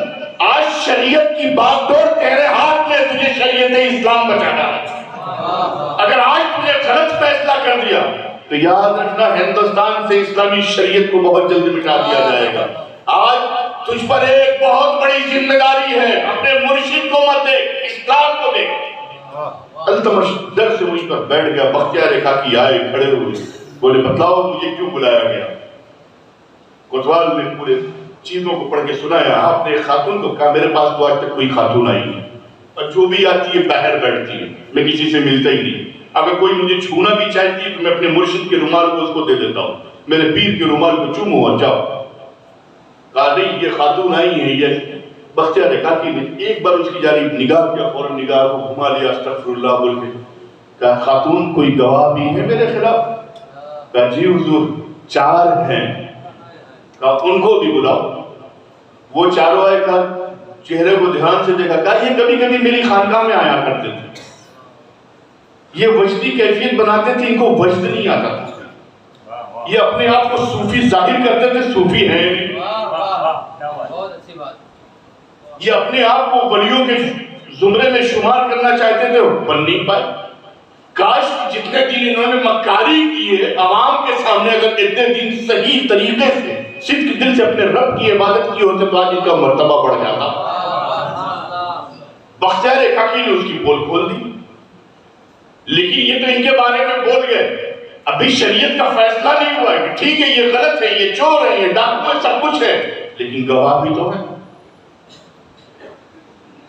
آپ بحیثیت سلسلہ چشت کے مشائخ ہونے کی بیس پہ بول رہے ہو، ایک صوفی ہونے کی بات کو بولے صوفی نہیں ہو سکتا، آپ یہ کہتے ہیں اس کے پاس کوئی سلسلہ نہیں ہو سکتا، لیکن آپ یہ نہیں کہہ سکتے کہ گواہ نہیں، گواہ تو ہے، اور شریعت نے 2 گواہ مانگے، یہاں پر 4 ہے،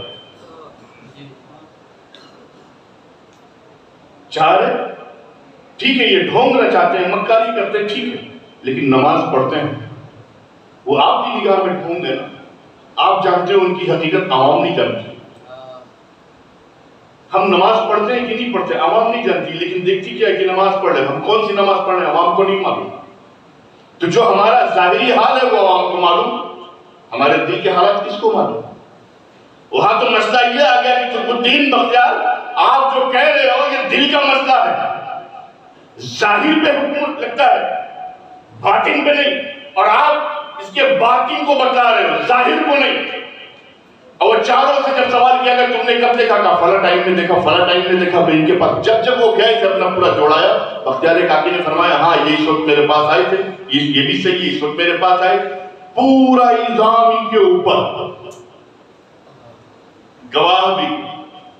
اب فیصلہ آیا سلطان شمس الدین التمش پر۔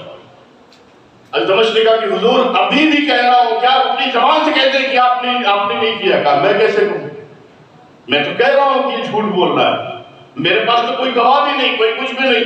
التمش فیصلہ تمہیں سنانا ہے نا، تو ٹھیک ہے آج بختیار نہیں بولے گا، قطب الدین نہیں بولے گا، یہاں پر کوئی میرا پریشان حال نہیں، میرے ساتھ کوئی کھڑے ہونے کو تیار نہیں، لوگ اپنی نگاہوں کو جھکا رہے ہیں ان 4 جھوٹوں کے لیے، لیکن سنو ابھی بختیار قطب الدین بختیار دہلی کی سرزمین پر ضرور ظاہراً اکیلا ہے، لیکن بختیار کا پیر و مرشد اجمیر میں اکیلا نہیں ہے۔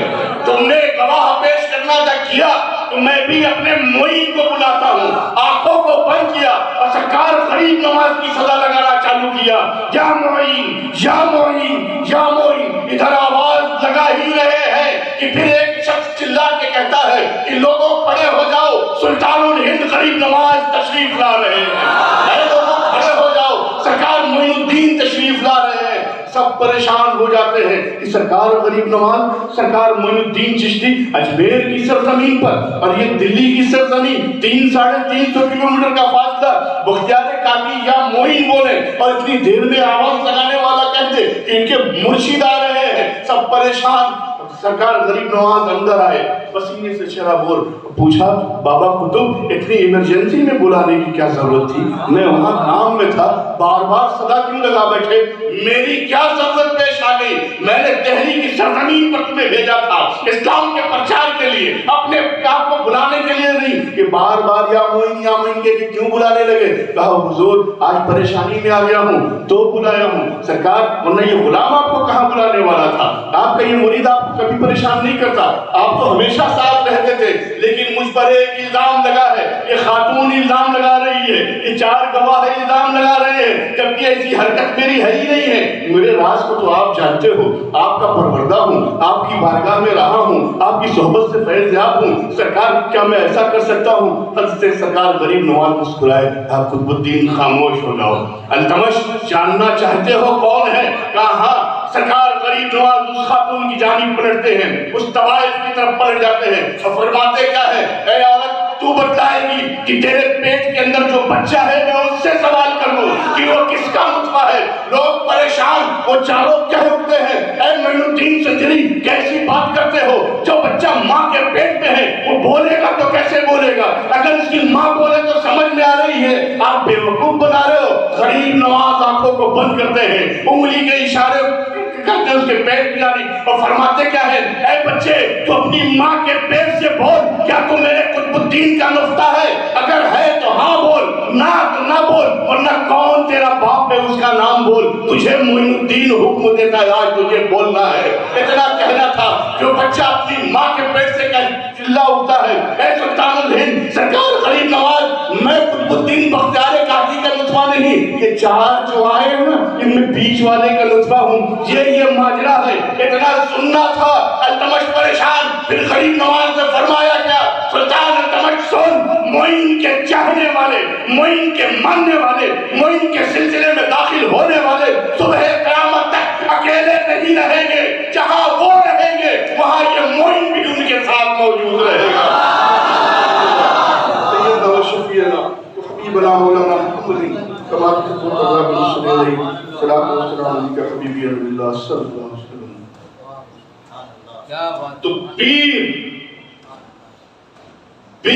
کسی مرید کا محتاج نہیں ہوتا۔ اگر کوئی یہ سوچے کہ میرے پاس دولت ہے میں اپنے پیر کو منا لوں گا، میرے پاس اتنی زمین جائیداد ہے میں منا لوں گا، میرے پاس یہ ہے میں منا لوں گا، نہیں، بلکہ پیر وہ ہوتا ہے کہ اگر مرید صدق دل سے اپنے مرشد کو یاد کرے، آنکھوں کو بند کرے اور مرید صادق ہے، سچا مرید ہے، تو اس کے پیر کا کرم اس سے دور نہیں ہوتا ہے۔ ورنہ غریب نواز نے کہا کیوں کہ میں اپنے مریدوں کے ساتھ ہمہ وقت رہتا ہوں، اس سے بڑا سہارا اور کیا چاہیے، اس سے بڑی مدد کیا چاہیے؟ تو یہ جو ذہن میں ایک بات آتی ہے کہ فلاں کے پاس گئے مرید ہو گئے کیا فائدہ، فلاں کے پاس گئے کیا فائدہ، بے شک مرید ہونے سے کیا فائدہ؟ یہ عرس حضرت سید قاسم علی قادری چشتی رضی اللہ عنہ کا عرس ہے، قادری کو ان کا عرس ہے۔ ظاہراً ان کی زندگی رہی ہوگی ایک درویشانہ، میں نے دیکھا ہے، جس نے دیکھا ہوگا، بہت سے لوگوں نے ان پہ کمنٹس بھی کیے ہوں گے کہ ان کے ہاتھ پہ مرید ہونے سے کیا فائدہ، ان کی خلافت لینے سے کیا فائدہ، ان کے پاس جانے سے کیا فائدہ۔ پیارے ان کے پاس جانے سے حقیقت میں دنیاوی لحاظ سے دیکھو تو کوئی فائدہ نہیں، ظاہراً کوئی فائدہ نہیں، ان سے بیعت ہونے سے کوئی فائدہ نہیں۔ بات صحیح، تو جو لوگ کہتے ہیں ان کے سامنے حضرت عمر بن عبدالعزیز ایک روایت نقل کرتا ہوں، کڑوی ضرور ہے لیکن سچ ہے۔ حضرت عمر بن عبدالعزیز جب خلیفۃ المسلمین بنے، خلافت راشدہ کے بعد جب آپ خلیفہ بنے تو وہ ماحول آپ لے کر آئے، معلوم پڑتا تھا کہ وہ چاروں خلفاء کی خلافت کا وقت پھر سے شروع ہو گیا، اور رشتے میں آپ حضرت فاروق اعظم کے نواسے لگے۔ حضرت عمر بن عبدالعزیز کے پاس ایک حسینی سالہ کا بچہ آیا کسی کام کی وجہ سے۔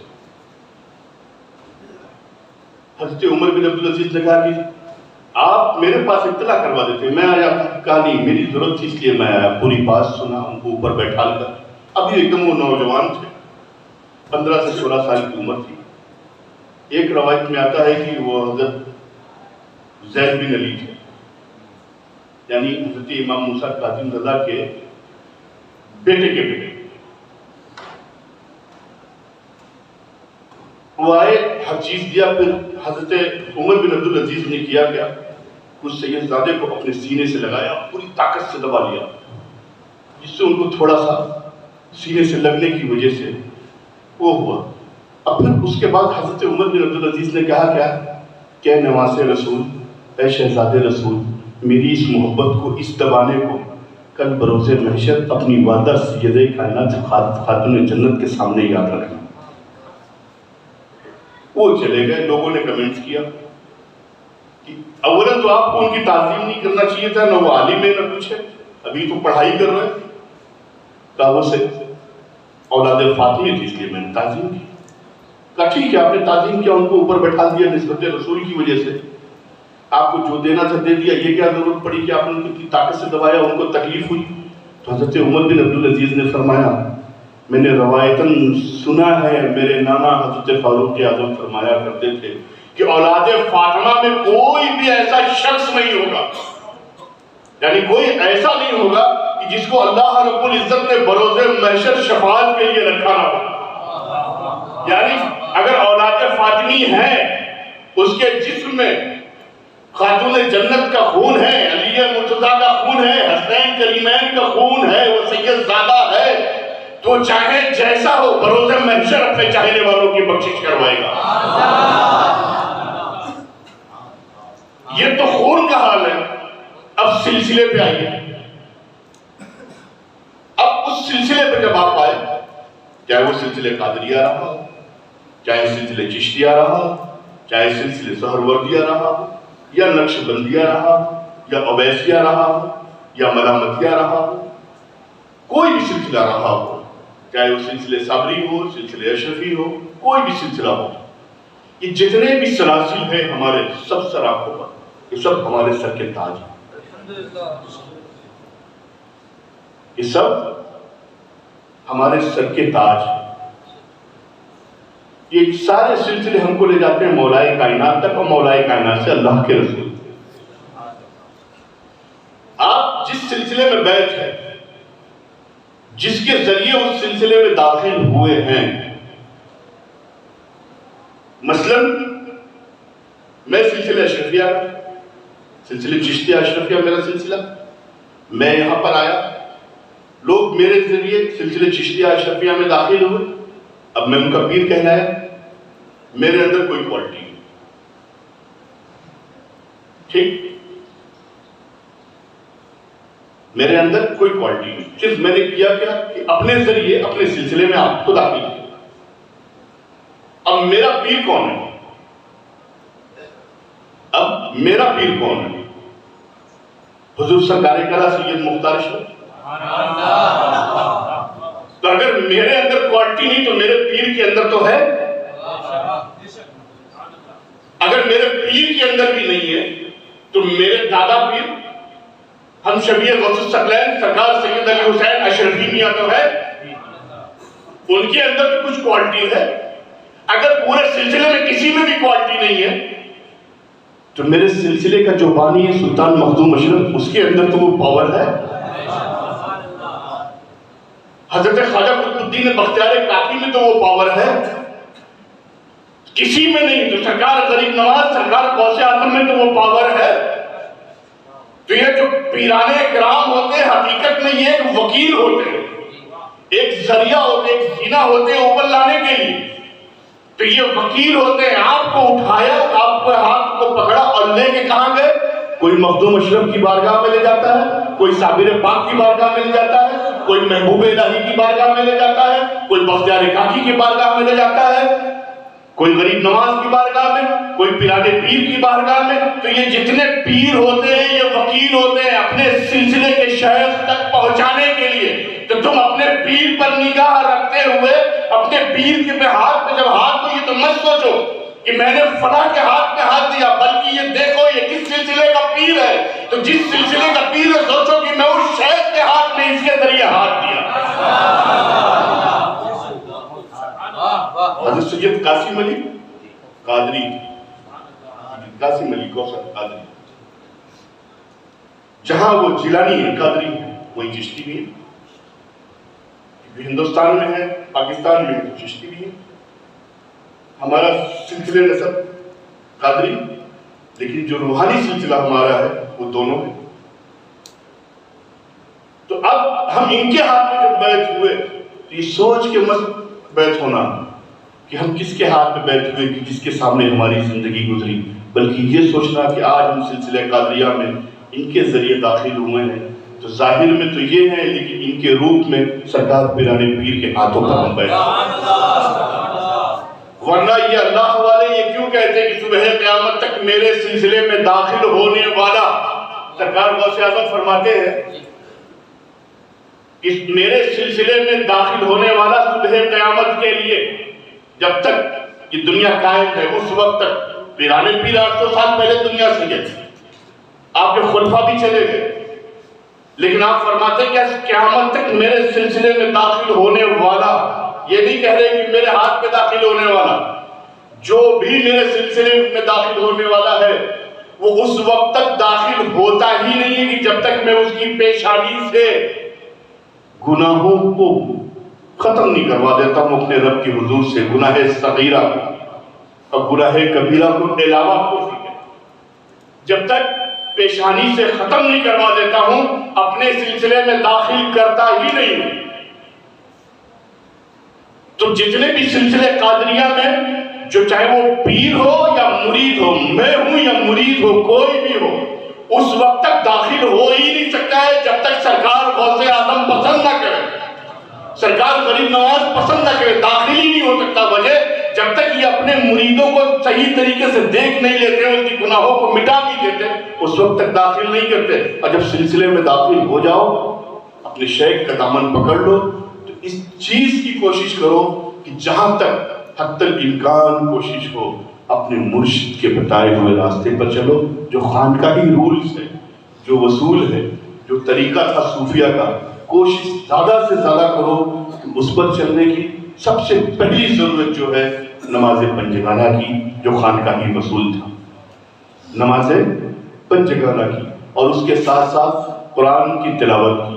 پھر آپ اپنا بزنس کرو، اور بزنس کرتے وقت جو آپ موبائل پہ دوسری چیزیں سن رہے ہو، دیکھ رہے ہو، جو وہ موقع مل رہا ہے اس کے ساتھ ساتھ کوشش کرو کہ باوضو رہ کر درود پاک کا ورد کرنے کی، درود پاک کا ورد کرتے رہو۔ آپ جو بھی کام کرتے ہو کام کرتے رہو، دنیا میں بھی کامیاب رہو گے، حشر میں بھی کامیاب رہو گے۔ بزنس کر رہے ہو تو اب تمہیں کسی کے پاس جا کے بولنے کی ضرورت نہیں پڑے گی کہ میرا بزنس ٹھپ ہو گیا، اسی درود کے برکت سے اللہ رب العزت تمہارے بزنس کو آگے بڑھائے گا۔ تو جو خانقاہی نظام ہے، اپنے مرشد کو دیکھو، اپنے مرشد کے فرامین پر چلو، اپنے مرشد کے بتائے ہوئے اصولوں پر چلو۔ ہاں، میں ان کے لیے منع ضرور کروں گا کہ جو اپنے آپ کو مرشد کہتے ہوئے اور شریعت مطہرہ سے کے راستے سے ہٹا کے بات کرتے ہیں، میں ان کے لیے کہتا ہوں کہ میں ان کی بات نہیں سنوں گا۔ ہاں، کوئی پیر شاید ہی کوئی ایسا جاہل مل جائے کہ جو شریعت کے راستے سے ہمیں ہٹائے، ورنہ جتنے پیرانے اکرام ہوتے ہیں وہ صرف شریعت کی بات کرتے ہیں، شریعت پہ چلانے کی بات کرتے ہیں۔ لوگ یہ کہتے ہیں کہ شریعت الگ ہے، طریقت الگ ہے۔ حقیقت یہ ہے کہ نہ شریعت الگ ہے نہ طریقت الگ ہے۔ اگر آپ شریعت سیکھتے ہو تو شریعت کی حفاظت کے لیے طریقت کی ضرورت ہے، اور طریقت اور شریعت کا جب سنگم ہوتا ہے تب معرفت ملتی ہے، اور جب معرفت طریقت اور شریعت کا سنگم ہو جاتا ہے، صدق دل سے ہوتے ہیں، تو اس کو اپنی حقیقت سمجھ میں آتی ہے۔ اور جو حقیقت والا ہوتا ہے وہی اللہ رب العزت کی بارگاہ کا ولی ہوتا ہے، جسے نہ دنیا کا ڈر ہوتا ہے، نہ خوف ہوتا ہے، نہ کوئی حزن و ملال ہوتا ہے، بلکہ وہ ایسا ہوتا ہے کہ اگر مٹی پر بھی نگاہ ڈال دے تو سونا بن جاتا ہے۔ رب کی بارگاہ میں دعا کرتا ہوں کہ مولا کریم جب تک تو ہمیں اس دنیا میں رکھ، اپنے پیارے محبوب کا سچا پکا وفادار بنا کے رکھ، اور جب اس دنیا سے ہماری سانسیں ہمارے جسم کا ساتھ چھوڑے تو تیرے پیارے محبوب کے رخ انور کے دیدار کے ساتھ چھوڑے۔ وآخر دعوانا الحمدللہ۔ السلام علیکم۔ مصطفیٰ جان رحمت پہ لاکھوں سلام، شمع بز میں ہدایت پہ لاکھوں سلام، مصطفیٰ جان رحمت پہ لاکھوں سلام، شمع بز میں ہدایت پہ لاکھوں سلام، ایک میرا ہی رحمت میں دعویٰ نہیں، شاہ کی ساری امت پہ لاکھوں سلام، مصطفیٰ جب ان کی آمد ہو اور بھیج سب ان کی شوقت پہ لاکھوں سلام۔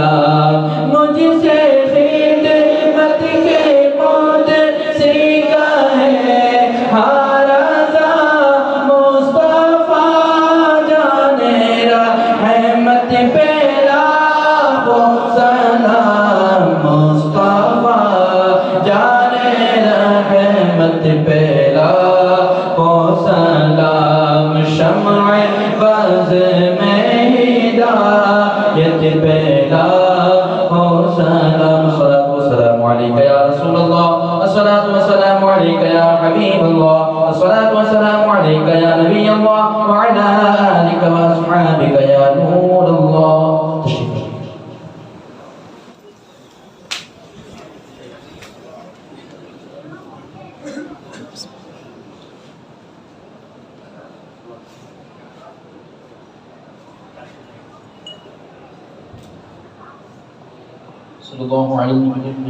صلى الله عليه وسلم صلاة وسلاما عليك يا رسول الله.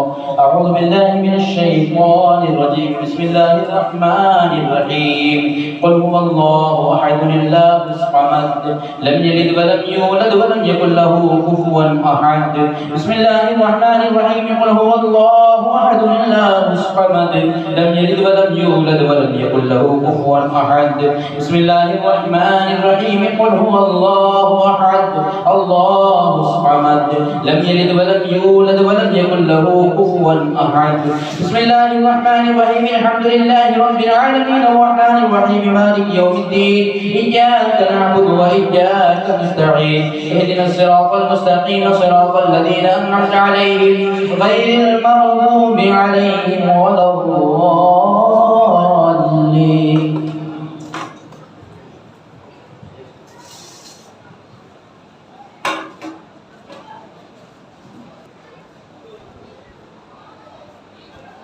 السلام علیکم ورحمۃ اللہ وبرکاتہ. سلسلہ مسائل خالیہ قادریہ رضوان اللہ تعالیٰ عظیم یوم الدین.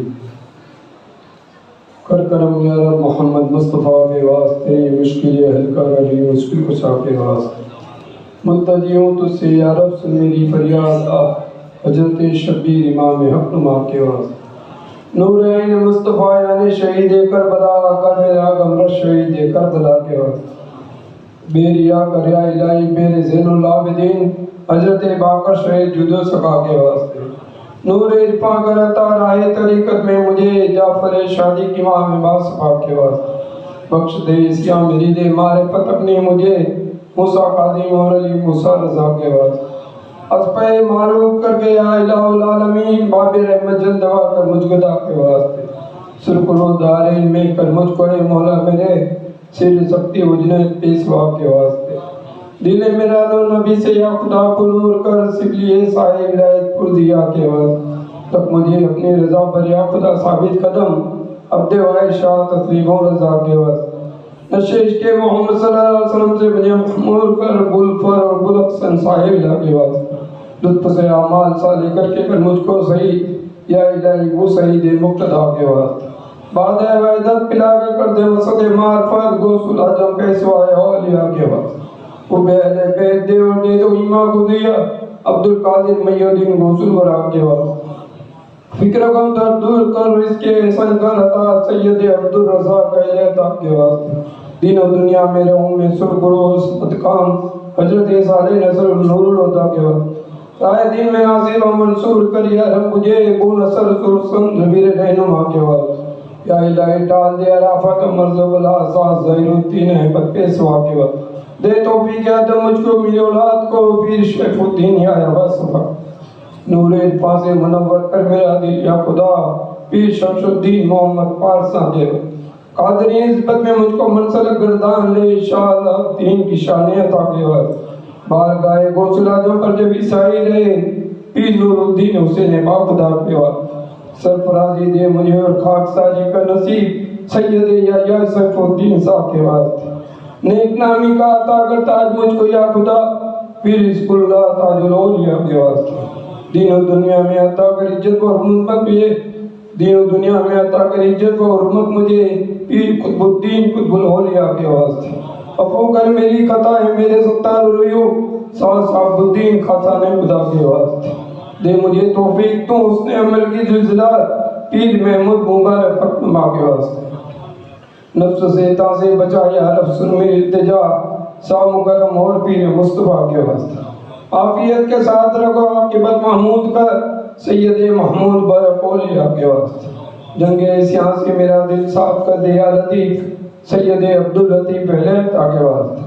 وقت مردن و زباں سے کلمہ طیبہ بدا سید قاسم علی باصبا کے واسطے. زمرے اشتاق میں سب مل کر اپنے لطف سے سید قاسم کو یا رب مصطفیٰ کے واسطے آدھی جو کمتر سے کمتر سید اصغر اسے اس پہ نظر افو خیر البرا کے واسطے رفع کر حاجت کو جو اسے پڑھتا رہے اپنی رحمت سے خدا یا اولیاء کے واسطے سر پہ ہو سایہ فکر راز پیران سلف یہ دعا اصغر سننے مصطفیٰ کے واسطے آمین یا رب العالمین جد امجد سید قاسم علی کا واسطہ مقصد یا رب مجھے غسل ورا کے واسطے یا خدا مجھ کو عطا کر الفتح اصغر اسے فیض ذیلا و عطا کوثر بیا کے واسطے یا خدا مقبول کر میرے پیر مرشد کی یہ دعا زندگانی وقف ہو کر کے خدا کے واسطے گوشت کا سایہ رہے ہر قادری پر خدا بس یہ سایہ کافی ہے روز رضا کے واسطے ہے یہ دعا میرے پیر مرشد سید قاسم علی ثانی کوثر کی خدا وہ مریدوں پر کرم کوثر پیا کیا وہ ہم سب پر کرم کوثر پیا کیا سے ببرکت ان اللہ ملائکۃ یصلون علی النبی یا ایھا الذین آمنوا صلوا علیہ وسلموا تسلیما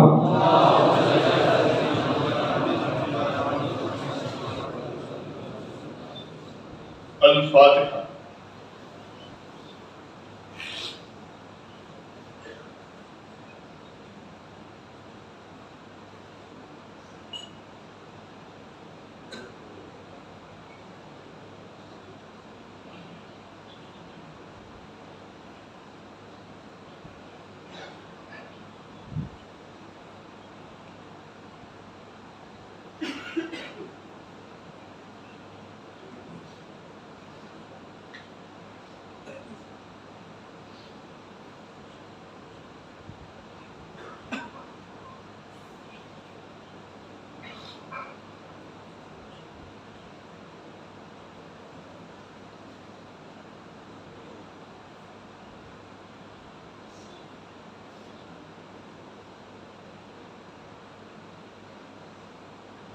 یا مالک مولا کرم فرما فضل فرما رحم فرما الہ العالمین آج اس محفل میں جتنے بھی احباب حاضر آئیں ان کی حاضری کو قبول فرما جو لانا چاہتے کسی وجہ سے نہ سے کوئی کی حاضری قبول فرما مولا کریم جو اس کی تقریب سید قاسم علی اور سرکاری رضی اللہ عنہ کی تقریب رکھی گئی ان کے نام کی جانب منسوب کر کے مولا کریم ہماری آج کی تقریب کو اپنی بارگاہ الہ العالمین جو کچھ بھی میں نے بیان کیا یا مجھ سے پہلے جن لوگوں نے جو کچھ بھی پڑھایا بیان کیا اگر ہمارے پڑھنے یا بیان کرنے میں یا سامعین کے سننے میں کہیں سے کوئی کمی خطا لغزش ہوئی اور مولا کریم اپنے کرم سے اپنے فضل سے اپنے محبوب کے وسیلے سے ہماری خطاؤں اور لغزشوں کو معاف فرما الہ العالمین جتنے بھی احباب یہاں پر حاضر آئے ہیں ان سب کی جائز تمناؤں کو پوری فرما جائز مرادوں کو پوری فرما مولا کریم ان سب کی جھولیوں میں سرکار غوث اعظم پیران پیر دستگیر روشن نبیر سرکار سیدنا میرا محی الدین عبدالقادر جیلانی بغدادی کا صدقہ عطا فرما سرکار غریب نواز کا صدقہ عطا فرما ہمارے تمام مشائخین اکرام اولیاء اعظام کا صدقہ عطا فرما مولا کریم جتنے لوگوں نے بھی دعاؤں کی درخواست کی مجھے نہیں معلوم کہ ان کے دلوں کے اندر کیا ہے وہ کیا چاہتے ہیں کیا مانگتے ہیں کیا خواہش ہے مولا کریم تو ان سب کی جائز تمناؤں کو جائز مرادوں کو پوری فرما اے اللہ اسلام بانی اسلام کا بول بالا فرما اسلام کے ماننے والوں کا بول بالا فرما بالخصوص بیت المقدس کو تمام میں بسنے والے تمام مسلمانوں کی جان و مال عزت و آبرو کی حفاظت فرما تمام مقامات مقدسہ کی حفاظت فرما عالم اسلام میں بسنے والے تمام سنی سے جڑے عقیدہ مسلمانوں کی جان و مال عزت و آبرو کی حفاظت فرما مولا کریم ہندوستان میں بسنے والے تمام سنی سے جڑے عقیدہ مسلمانوں کی جان و مال عزت و آبرو کی حفاظت فرما اے اللہ تو ہم سب کو پنجگانہ نماز کی توفیق عطا فرما قرآن کو پڑھنے والا بنا قرآن کو سمجھنے والا بنا قرآن کے اصولوں پر چلنے والا بنا اے اللہ تم پر کرم فرما ہم پر فضل فرما رحم فرما ہم سب کو شریعت مطہرہ کا پابند بنا اے اللہ ہم سب کے دلوں کے اندر اسلام بانی اسلام کی سچی پکی محبت و الفت عطا فرما ہم سب کو روز رسول کی حاضری نصیب فرما مولا ہم پر کرم فرما ان اللہ و ملائکتہ یصلون علی النبی یا ایھا الذین آمنوا صلوا علیہ وسلموا تسلیما